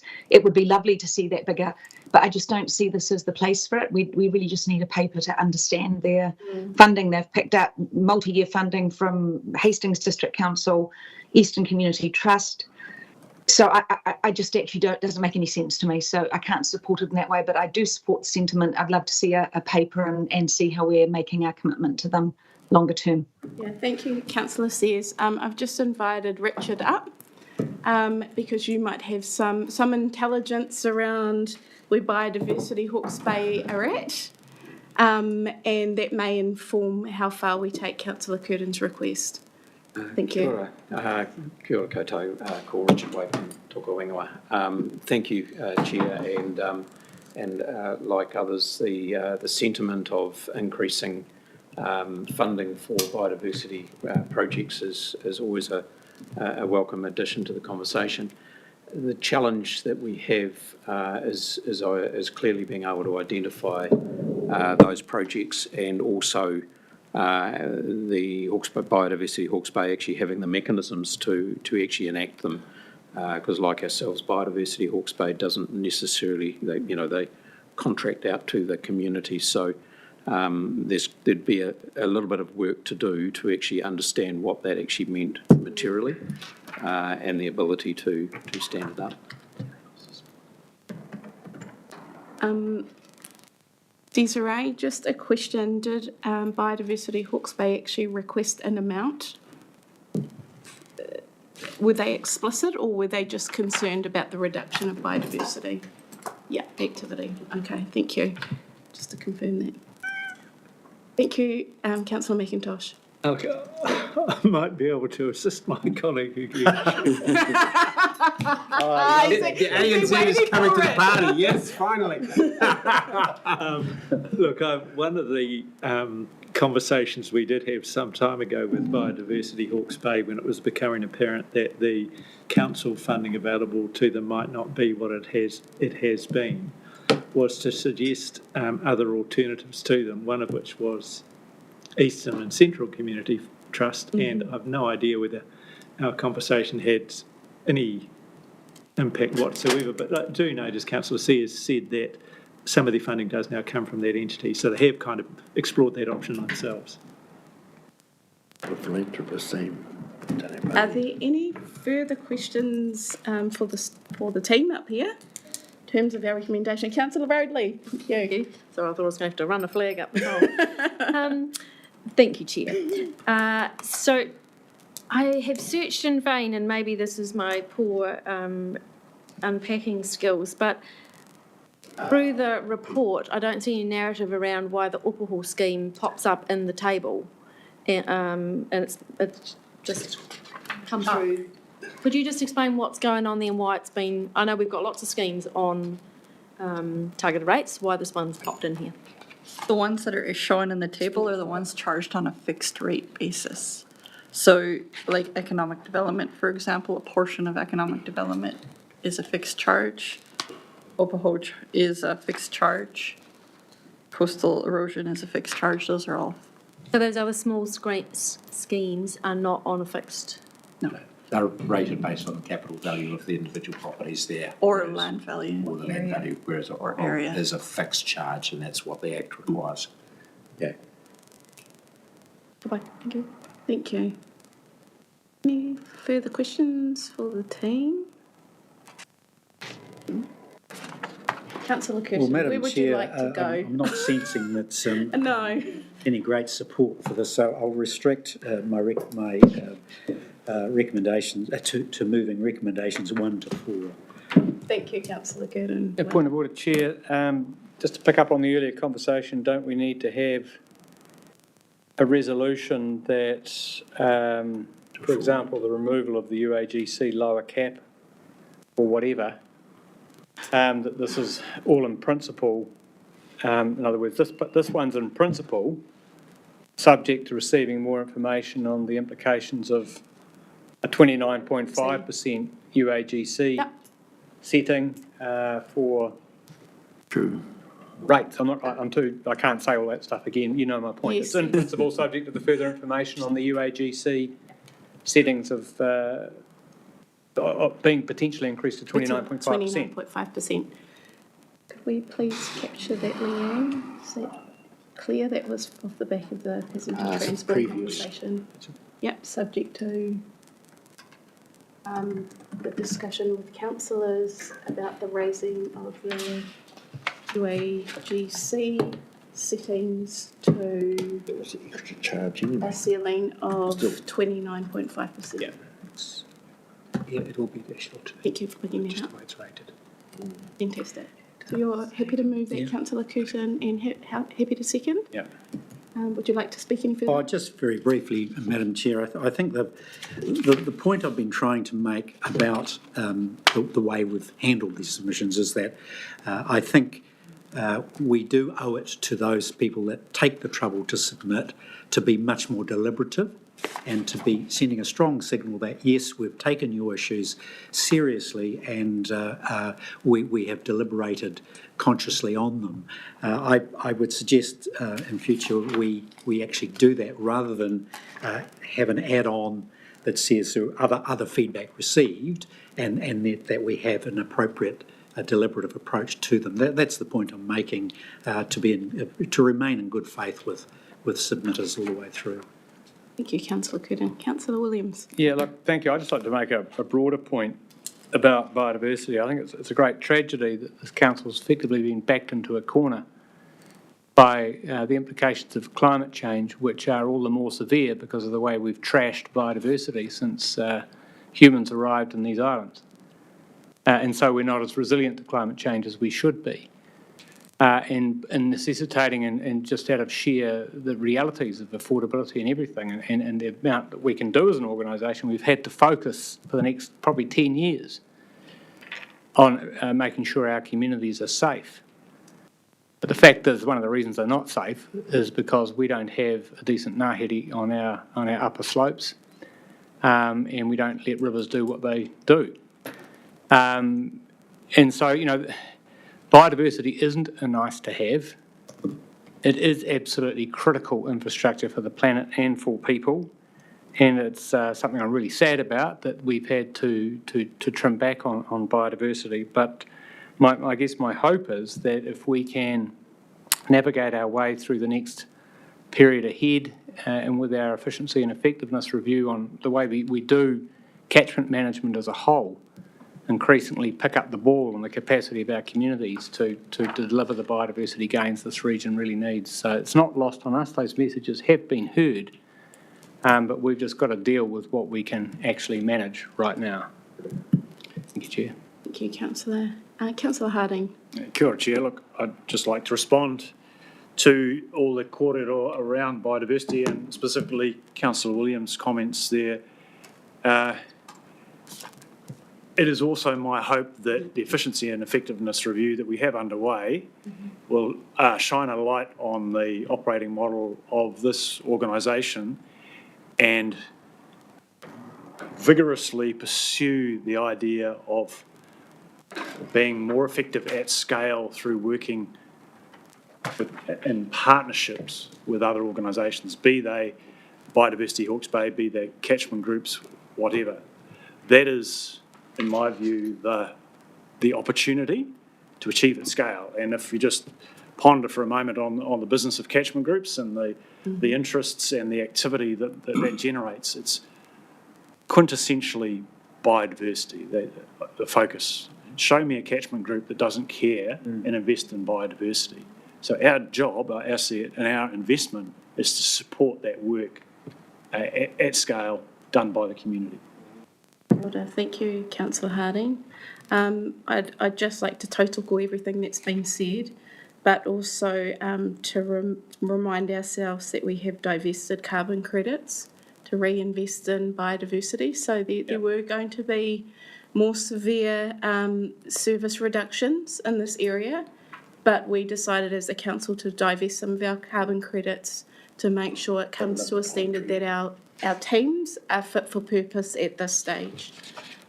So not all is lost. Have I? Thank you. So all of those who agree with those recommendations, Councillor Van Dijk? Yeah, I just want to make a comment. I think we made it very clear that we didn't want to go back on biodiversity, which is something that we as a council made very clear, and on advice from our staff at the time, that this actually wasn't going to come at a huge cost, and that we could concentrate on our core business, as we have heard earlier this morning or this afternoon in the presentations that we've seen. However, I do agree that it actually is the upper catchment that actually is the area that really is getting us and continues to get us into trouble. We're not doing enough work there. Some of the catchment groups are working very hard, but the loss of biodiversity from the early 1900s or late 1800s actually is the reason why we're in this mess we are right now. And I believe that we as a council need to work harder, not so much on cost, but actually changing hearts of those in those areas, that they need to see and learn that the way their entities are being operated right now and almost continue to be degraded, that they actually will make a change to actually help us here on the floodplains. Because the amount of silt that we have seen and we had to take from our properties was just incredible, and we only know where that came from. At lunch, we did talk about pests and the issue with pests. They are a huge contributor as well. So that's another signal of where we need to go in the future as well. So once again, it's a very important discussion, and the ratepayers shouldn't see us just only looking at hard infrastructure. We also want to work on those in the upper reaches to actually assist us in our flood protection. Thank you. Thank you. No further speakers? There are none. All those who agree say aye. Aye. Councillor Sears wanted to say something? She gave She thumbs didn't up. have her hand Oh, up. no, she's good? Okay, thank Yeah, you. Aye. those against carried. Thank you all. I think we're due for a cup of tea break. Yeah, it'd be a Are good we? idea. Well, we could. We could? No, I there's no would like one. popcorn. No? There's no popcorn. Sorry, I thought I saw 3 o'clock somewhere. No, oh, 3:30. Keep going, keep going. Keep going. Let's go now. No, let's Do you keep want a cup of tea going. or not? Do you want a cup of tea? No? No, keep going. Oh, well, I'm going to go. Yeah, let's have a cup of tea. All right. Stand up.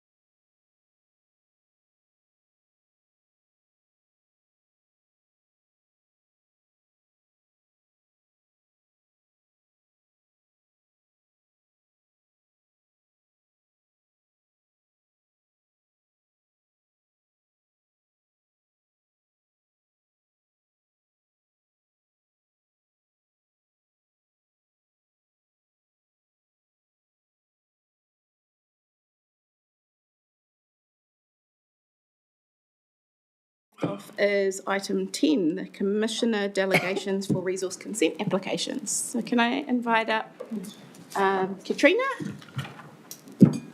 And if you can introduce our guests. Thank you.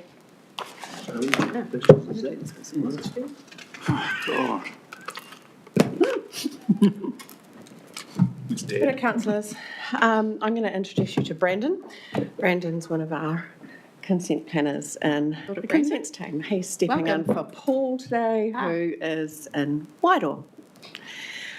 Look, I'll try and introduce it. I'll probably get some of it wrong, and then I'll pass over to the technical expert. We brought you at some time ago, probably last year, a paper to set up the delegations for the OIC consents. Those, there's a real streamlined process. It's fast. We've got 5 days to assess things and make a decision in a really short time frame. And what we did at that time was we appointed a series of, or a group, I would say, of independent commissioners to make those decisions for us, given that most of those consents, or all those consents are assets. Yeah. And as a consequence, obviously, of going through detailed design, some of those flood infrastructure consents are going outside the OIC areas that were set down in the legislation, which means that the commissioners can only grant the consent for the area within the OIC, and then we have to issue a separate consent by our consent manager for the part that's not contained within the OIC, which is slightly nonsense because it's one project, but it's just how the OIC works. So what we're wanting to do is extend the delegation for the part outside the OIC area to the Commissioner so that they can make a decision for the entire consent. Have I got any of that wrong? No. Oh, good. There you go.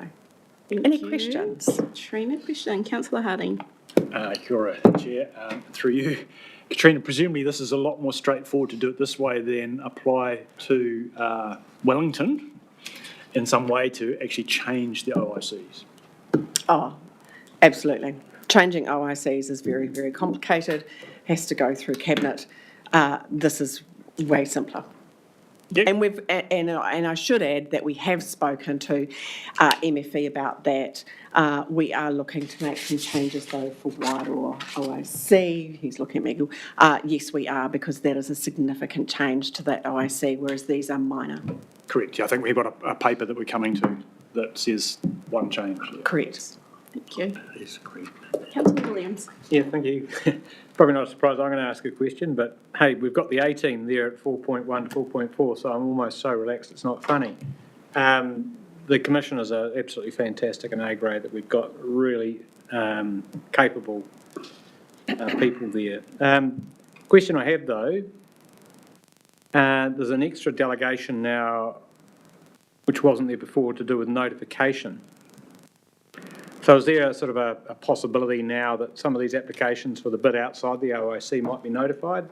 It's more so just to cover off our obligations of notification. That you have to turn your mind to that? Yeah. Do we know what the status of some of these applications are for areas that are they any of them non-complying? Do we know that yet? No, we don't know it yet. We don't know that yet? We've only had the one application in so far, Wairoa, which was... For Wairoa only? Mm-hmm. Okay, thank you. Okay. Any further questions?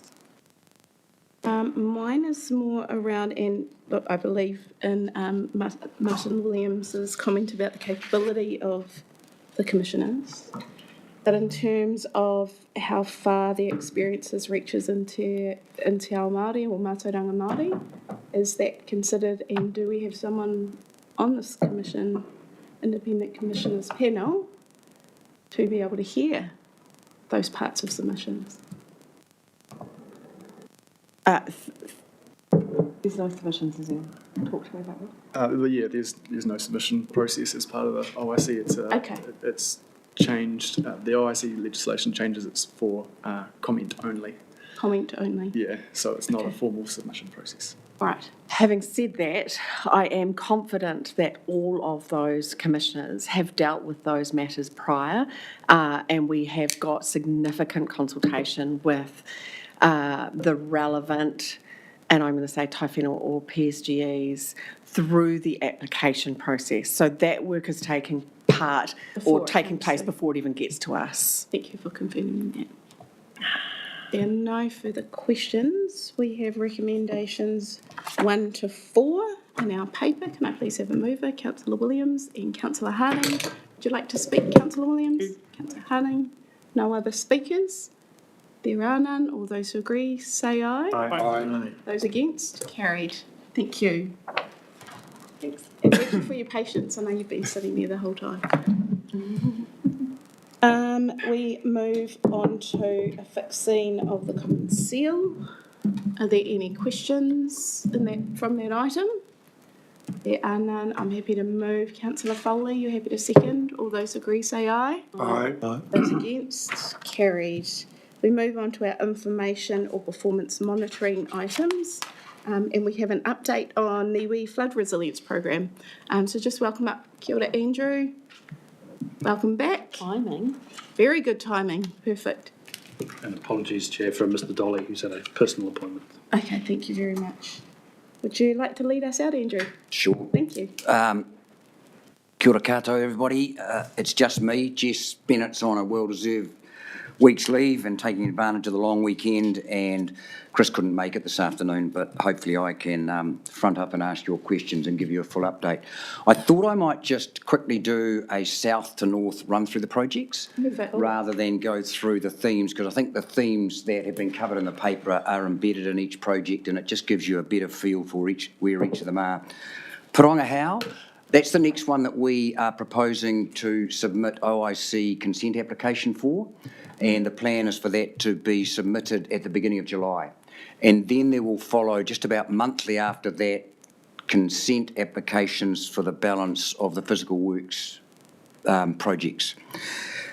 Porongahau itself is one that probably still gives me the most unease around cost certainty, because of the complexity of the build on the alignment beside the Porongahau River, and the fact that there are some very challenging parts around the Central Hawke's Bay District Council stormwater outlet there, and the fact that we can only use stop banks as our form of structures on about half of it, with the rest being either sheet piling or flood walls. And it's not a great scene either, those types of structures, for whole of life costs, because they inevitably come with a higher maintenance cost. But there is, unfortunately, just no way around it.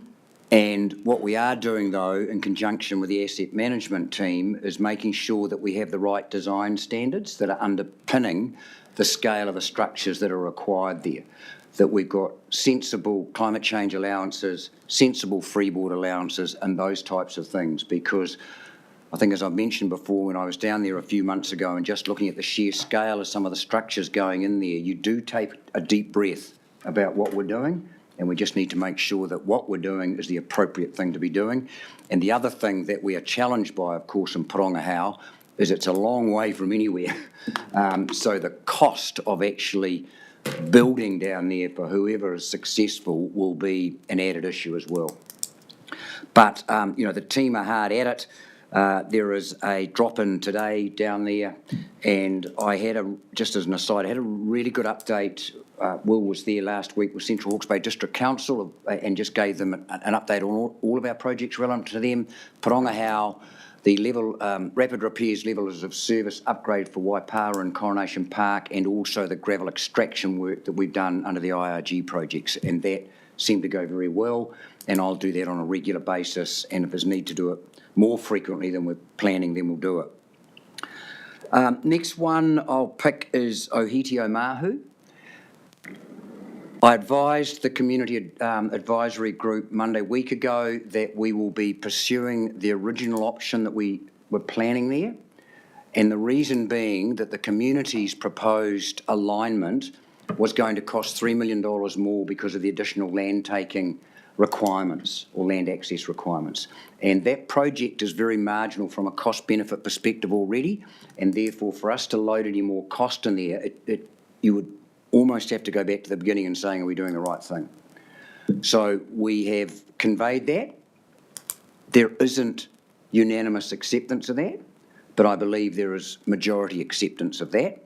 We've done some great work with silt removal and rock revetment work under the Taihape Road Bridge, which is a very visual sign of what that project is going to ultimately benefit the community with. So I think that's a really good thing that we've done there.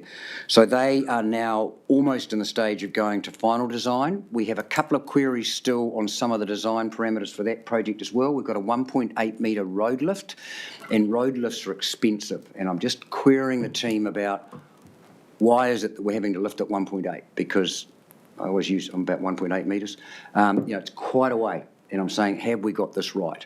And the other one is, under our rapid repairs levels of service, one of the projects that we'll be doing under that is the Omahu project, which will actually tie into this project. And we need to make sure that we've got the whole thing properly integrated around the heights that will be adopted for that as well. So progress is occurring on that one. Can I ask you a question? Sure. So that is that particular road is not a highway. What's the classification of that road? It's a local road. It's not part of the NZTA network. So we don't have to maintain constant. I suspect there will be a sensitivity with Hastings District because it's a well-used road. Mm-hmm. It is used as a thoroughfare by trucking companies into the central North Island, and of course there are a lot of people who live up that Taihape RD9 road. Yeah. So, look, we'll plan for the worst and hope for the best around that. But it's black and white at Whirinaki. We must maintain two-way thoroughfare with it. So look, Ohiti, compared to a couple of months ago, I'm feeling more confident around costs, but we're still going to press on them a bit further.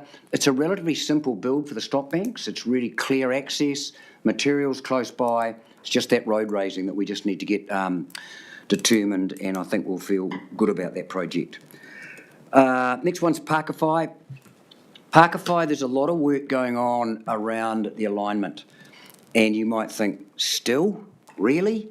And the answer is yes, because of the challenge we've had and the cost consequences of following the meander of the Tūtaikuri Waimate and the challenging ground conditions and the land use that we're having to go through there to gain the access that's required, and even just the material access, let alone the building of banks and likes. So over the next couple of weeks, as a consequence of a walkover we did last week, we're going to be talking to a number of property owners about a potential new alignment in some places and what that could mean. But if we could achieve that in the right way, it will make it, in our view, substantially easier to build in those parts. And also now that we are looking at a partial diversion of the Tūtaikuri Waimate, minimising it as far as we can, and obviously conscious of the need to do offsetting mitigation as part of that with the cultural impact assessment input that we've already had, but also updating it for what we're contemplating. And that's particularly around the Pakawhai Hall and a residential property right next door to it. It was literally millions of dollars for us to get around that corner, and we've just had to rethink how we're doing that. So we're at a critical point. The land access, as a consequence, hasn't progressed as quickly as we would have liked because of this clarity still that we need around the alignment. But I don't think we're too far off it, and I hope next time I update you I can be more confident around where the costs are sitting for the project as a whole. Can I just ask it? Is it the number in the budget for that is 50 million, isn't it? So it's outside wire, it's the biggest thing we've got going. And just to give context for us all, is that the land access / purchase component of that? Do you know that, or can you talk 15? 15's our budget for that. So it's a big chunk. Yeah. 30% of the budget is on that alone. And so anything we can do that minimises that it rapidly has a gain and benefit. 50 million now. Next one, Waiheke. We are loading our first construction tender tomorrow for that job. And I have got a big smile on my face because, boy, there's been a lot of work gone into that. It's like anything that's first off the block with this program is taking a lot of effort to make sure that we're doing everything we should be. Nothing's ever going to be perfect, and we'll improve it every step of the way, and feedback from the contractors will be critical in that regard. We've had some really good update sessions with them, one before Easter and then another one recently around the form of contract and the construction environmental management plan, and I know that they are itching to see work coming into the market, so it'll be great when that's uploaded tomorrow, and they've got a 4-week turnaround, I think it is, and they've got a site walkover next week. The other thing is, of course, we've received our OIC resource consent. There were no surprises in that, so that was really comforting. And I know it reflects the extremely detailed, thorough way in which that application was pulled together. And as I said at the Hui and Wairoa today, nobody should think that the OIC process is a free pass, because it absolutely isn't, and neither should it be, but it absolutely isn't. So a lot of our effort now around Waiheke is concentrating on our consent compliance, because there are a lot of conditions that we will need to ensure that we are compliant with. So that's almost a work stream in itself. But, a real milestone tomorrow when we upload that first contract. Yeah. Okay. Next one, Whirinaki. Look, you're all up to speed. It's just fantastic that we've bridged the funding gap through the combined effort of you as a council and the Crown with the repurposing of the 9 million of unspent CAT 3 money. And we were out there, I was out there last week with the team meeting with the CAT 2C property owners only. At their request, we got a bit of flack from others who said anybody should be able to come, but we'd had clear comment that the 2C property owners would like their own session, and we got clapped. And so I thought that was a good indication of the acceptance of those property owners with the effort that has gone in to stand that project up. And now we need to get on and deliver it. We quite likely will do that in 3 packages: the residential one, the state highway one, and the industrial part of it. And we'll work closely with PanPac, obviously, for the latter part of it. And my aim is to be doing the state highway one over the summer of 25-26, because that's an integral part of tying the whole thing together. So that was really great, and Martin and Jerif were there last week, and I hope they feel the same way that I and the team feel about the positive way in which that was received. Very good, thank you. On that, yesterday, I was at Hastings District Council updating them of the program, and they'd seen it in the media anyway, but they were equally pleased with the progress being made with each of the projects in their district area as well, so that's great. Wairoa. Today we had a hui on the IC change that is being proposed. It's an MFE-led process, and the consultation is a requirement of the process, and there would have been 40 people, I think, there today. And as you could imagine, some good, robust comment back to us. And I'm sure that a lot of that will keep coming back to us. I had to do quite a lot of comment about just the nature of what the floodway, how it would operate, whether there was a risk to the river cutting through as a new channel on that, etc. How the involvement of mana whenua will occur around the OIC process itself, the stakeholder advisory group, etc. So quite a few takeaways for us to be thinking about, and I'll be doing that in conjunction with Lawrence and others as well. The big issue with Wairoa still remains land access, and unfortunately nobody should be under any illusions about that. We are starting the process without knowing that we're 100% there, because if we don't start the ball rolling, we're never going to get the ball rolling. And so we are being cautious about that. But we have started, and we've secured our first property and made that publicly known. There are 1 or 2 whenua Māori blocks that are still taking a lot of thought and consideration. That's being led by the Crown Manager, and we have a very regular and ongoing contact with him as to the progress being made. And we think that probably by the middle of June that we will have a clearer picture as to just what the picture is going to look like and what is the sensible way with it. So that's where we are with Wairoa, and it makes it tricky because we can't just go hammer and tongs at the design side because we're trying to be cautious on expending any further funding more than we need to. So it's just that balancing act that we've got there. Just one thing that is probably useful for everybody to be aware, and particularly Charlie and I, is that Steve Fabish, our current PM, will finish up with the project on the 31st of July. And I had a good chat to Steve around the background for that. It was a condition of the project development plan signed off by the Crown, that the Crown and National Infrastructure Funding and Finance approve the appointment of a suitably qualified civil engineering project manager.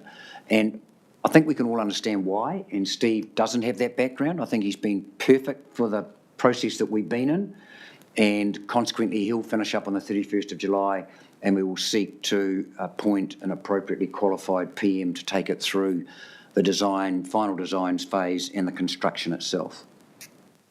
Just very quickly on the other projects, level of services upgrades. The first one that will go to market is Lower Brookfields.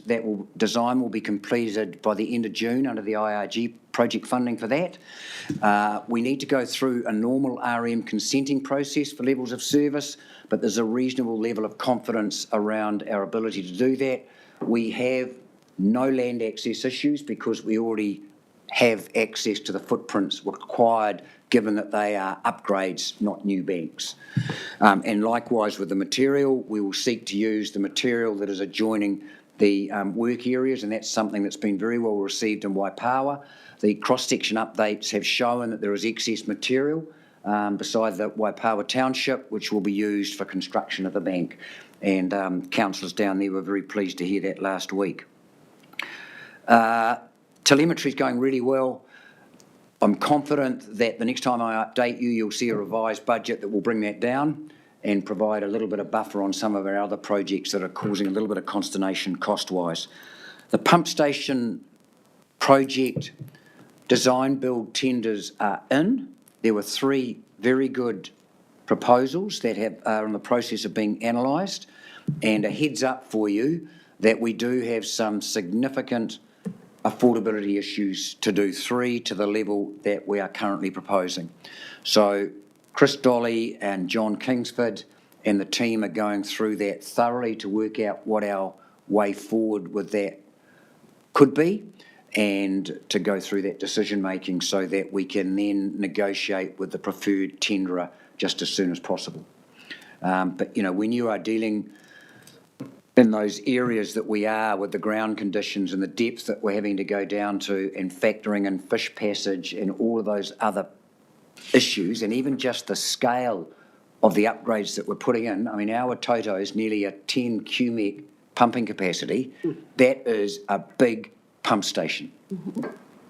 And big pump stations require a lot of civil works that come with risk and cost, and that's what we're seeing.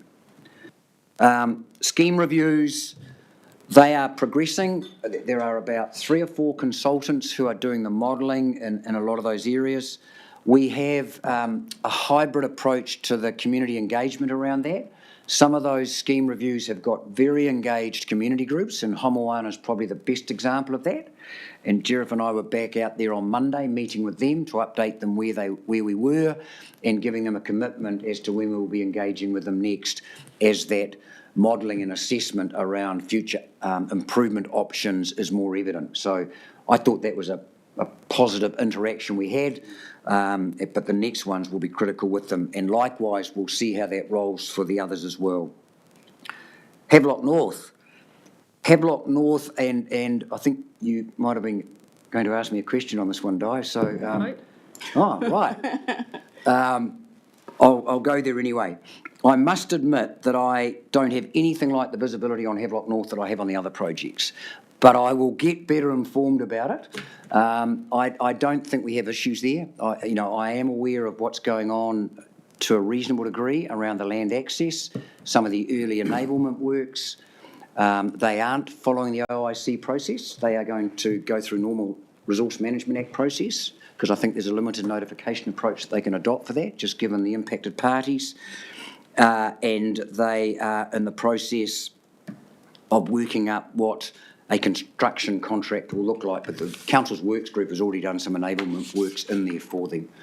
But next time I will have a full picture for you around progress and budget, but there is nothing that I am aware of through the reporting to the PSC, which occurs monthly, that has either myself or I think Nick or Chris uneasy about where that project is, other than it's progressing well. Right, that's me. Heineken we drink. Is that your alarm? I speak to Gus Charteris at Hastings District Council more than I speak to anybody these days, I think. Than your wife. Sorry about that. Right, that's me. That's the update. Thank you for a great update, Andrew. Questions? Councillor Purdon. Thank you, Andrew. Excellent update. Good, mostly good news in there. Can I just turn to the pump stations? And it was you mentioned those large pumps going in, or the large pump at Awatoto, 10 cubic. The mission pump upgrade as well. Do you know, what's the scale of upgrade? Nothing as significant, just because of the volume of water, as I understand, that ends up at the pump station as compared to the Awatoto one. Sure. I think it's about 4 from memory, Neil. Okay. So have you got a sense of the impact of those upgrades on both two things? One, a breach of the stop bank and water coming through, the ability to pump, if you like, water X river, and another one is surface flooding. So 2 scenarios, and whether you've modelled that and the impact on level of service for Awatoto. Right. So look, the first thing is when you've got a pump station the size of that Awatoto one at 10 cubic metres per second, that's a lot of water that you actually need to get to the pump station. And the grades there are relatively shallow, relatively flat. And so there is an issue on that alone. I mean, if there's a lot of water, then it will get there, but that's just a point to note. But if you just do the simple maths, if you've got a breach or an overtop in an over-design event, and it's more than 10 cubic, say, that is going into that catchment, it's going to do this. So it's all about what the scale of an overtop or a breach could contribute in terms of flows. And if you think what happened in Gabriel, the breach that occurred by the Ravensdown sulphur plant, that would overwhelm any pump station. I appreciate that. I think Nick will know where I'm coming from with this, is the, if you like, increase in the level of service for that zone with that pump station installation. Has it been modelled in that sense? It obviously has an impact on either an overtop or breach or surface water coming in there. Have you modelled what the increase in service will be as a consequence of those pump upgrades? Look, I can't answer that explicitly, Neil, so let me take that away so that I'm not giving you a half answer that doesn't have a basis. Why I raise it, it's relevant for the Awatoto industry group. No, I know exactly why you're asking the question. So look, I will find out about that.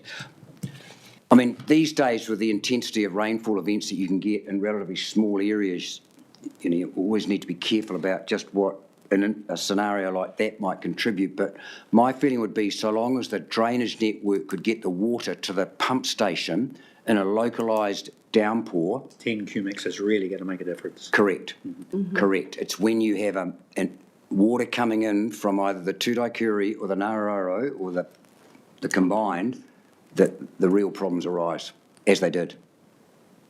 Thank you. Councillor Van Beek, then Councillor Harding. Yeah, I've got 3 questions. Is Parkway an OIC? Because I didn't see it in the previous paper.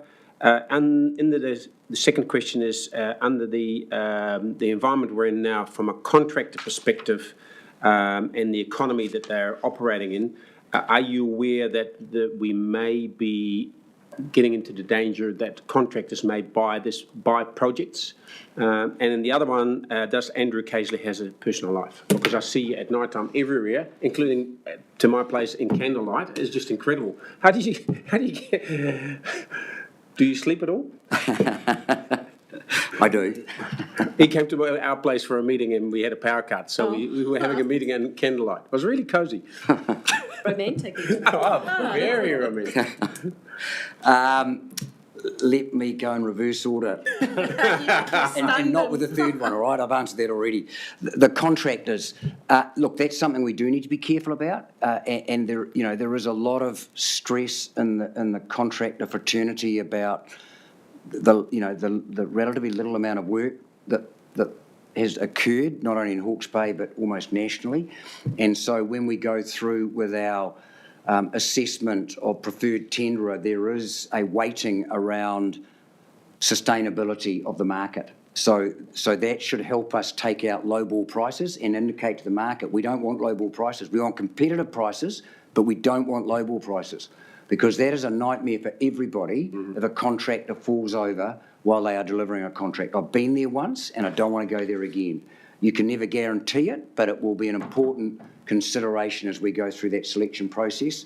And we'll also be asking for evidence of their financial state within the last 3 months to help us verify that as well. Thank you. Right. OIC with Pakawhai, at the moment, with the current alignment, we're in OIC.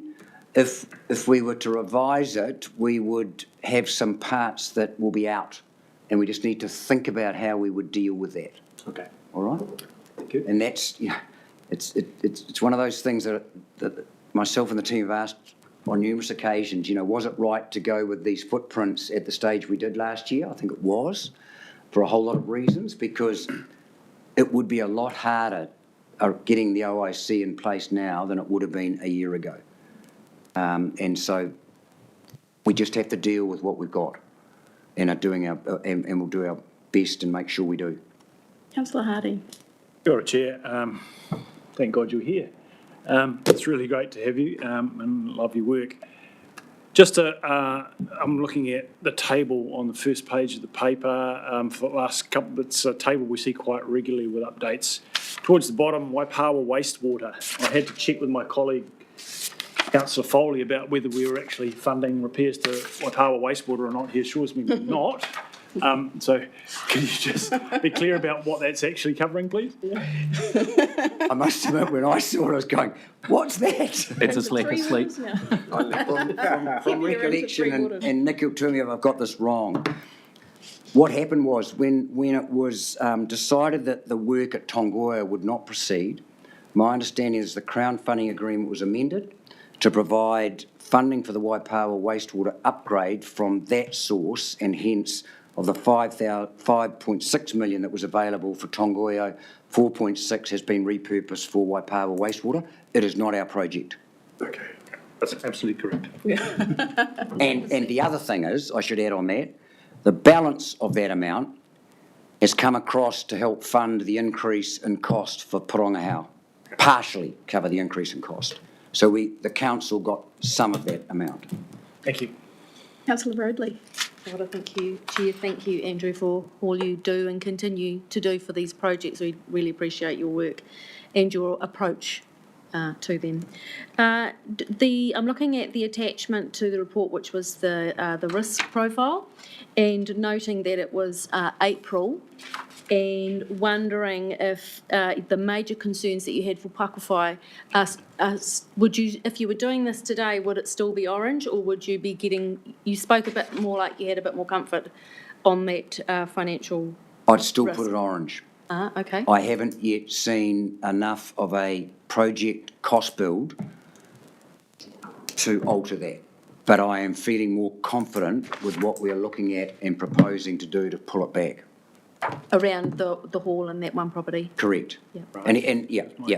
There's probably half a dozen initiatives we've got that are our combined effort to pull this back to where it needs to be. And Wairua, of course, is about land access. Yeah. That is why it's there. If I had there to would be absolutely no shift from that orange, and it'll be orange for a fair while yet, won't it? It will certainly still be orange at the end of this month, and the end of June, probably. The other one that would be orange here today would be pump stations, for the reason that we now have visibility around that cost. Councillor McIntosh. Actually, mine was just an extension of the Wairau one. So are you roughly thinking July, you'll have a more definitive steer on land access for Wairau? Good or bad? Yes. And I know that the Crown Manager is keeping particularly Minister Mitchell well updated as we're progressing, and is even thinking about a face-to-face just to talk through where we are with it. But yeah, and as I said, he's the one that's spearheading that because of the relationships that he's got that are literally daily with those property owners, and we are supporting him through the process of getting valuations for properties, et cetera, et cetera. Nick, just a bit of an update on our Crown relationship. Yeah, a couple of things from me, Chair, to add to the update from Andrew. I think there'll come a point, well, I know there'll come a point in the next 3 to 4 months where we've broadly got decent cost estimates across this whole suite of projects. And that's a point, going back to the discussion we had recently around our total financial operating picture, where it's going to be really useful to have council think about where we've got unders and overs in this programme, where we might need to go with discussions with the Crown as a result, and where we might need to think about how we deal with unders and overs as a council.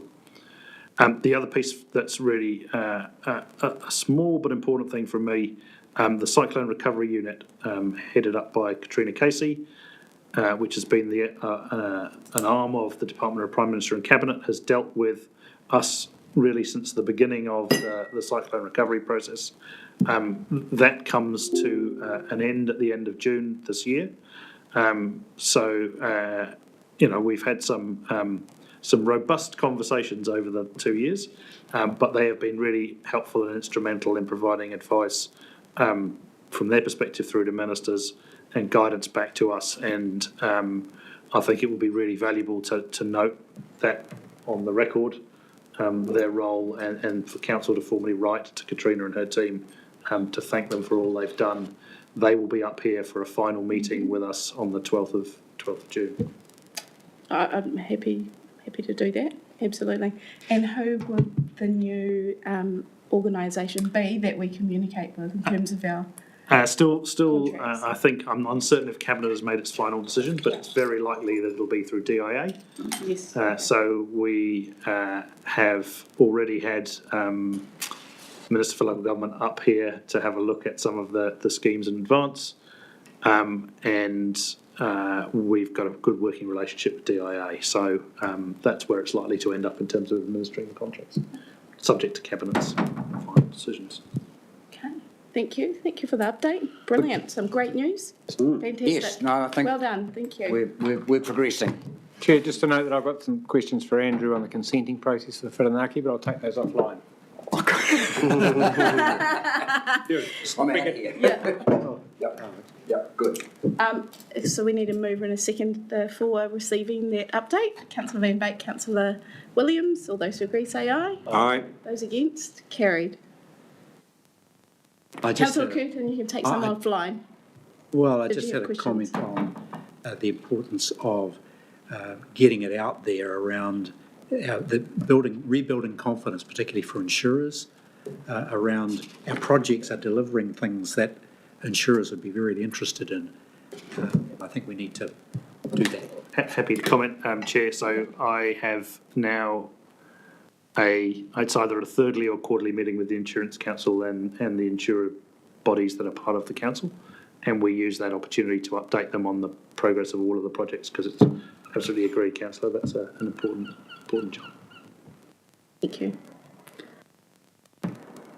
Team, we now move on to public excluded, since there are no minor items on the agenda. So can I please have a mover to move into public excluded? Councillor Van Beek, and a seconder, Councillor McIntosh. Aye. All those who agree? Aye. Those against? Carried. Thank you.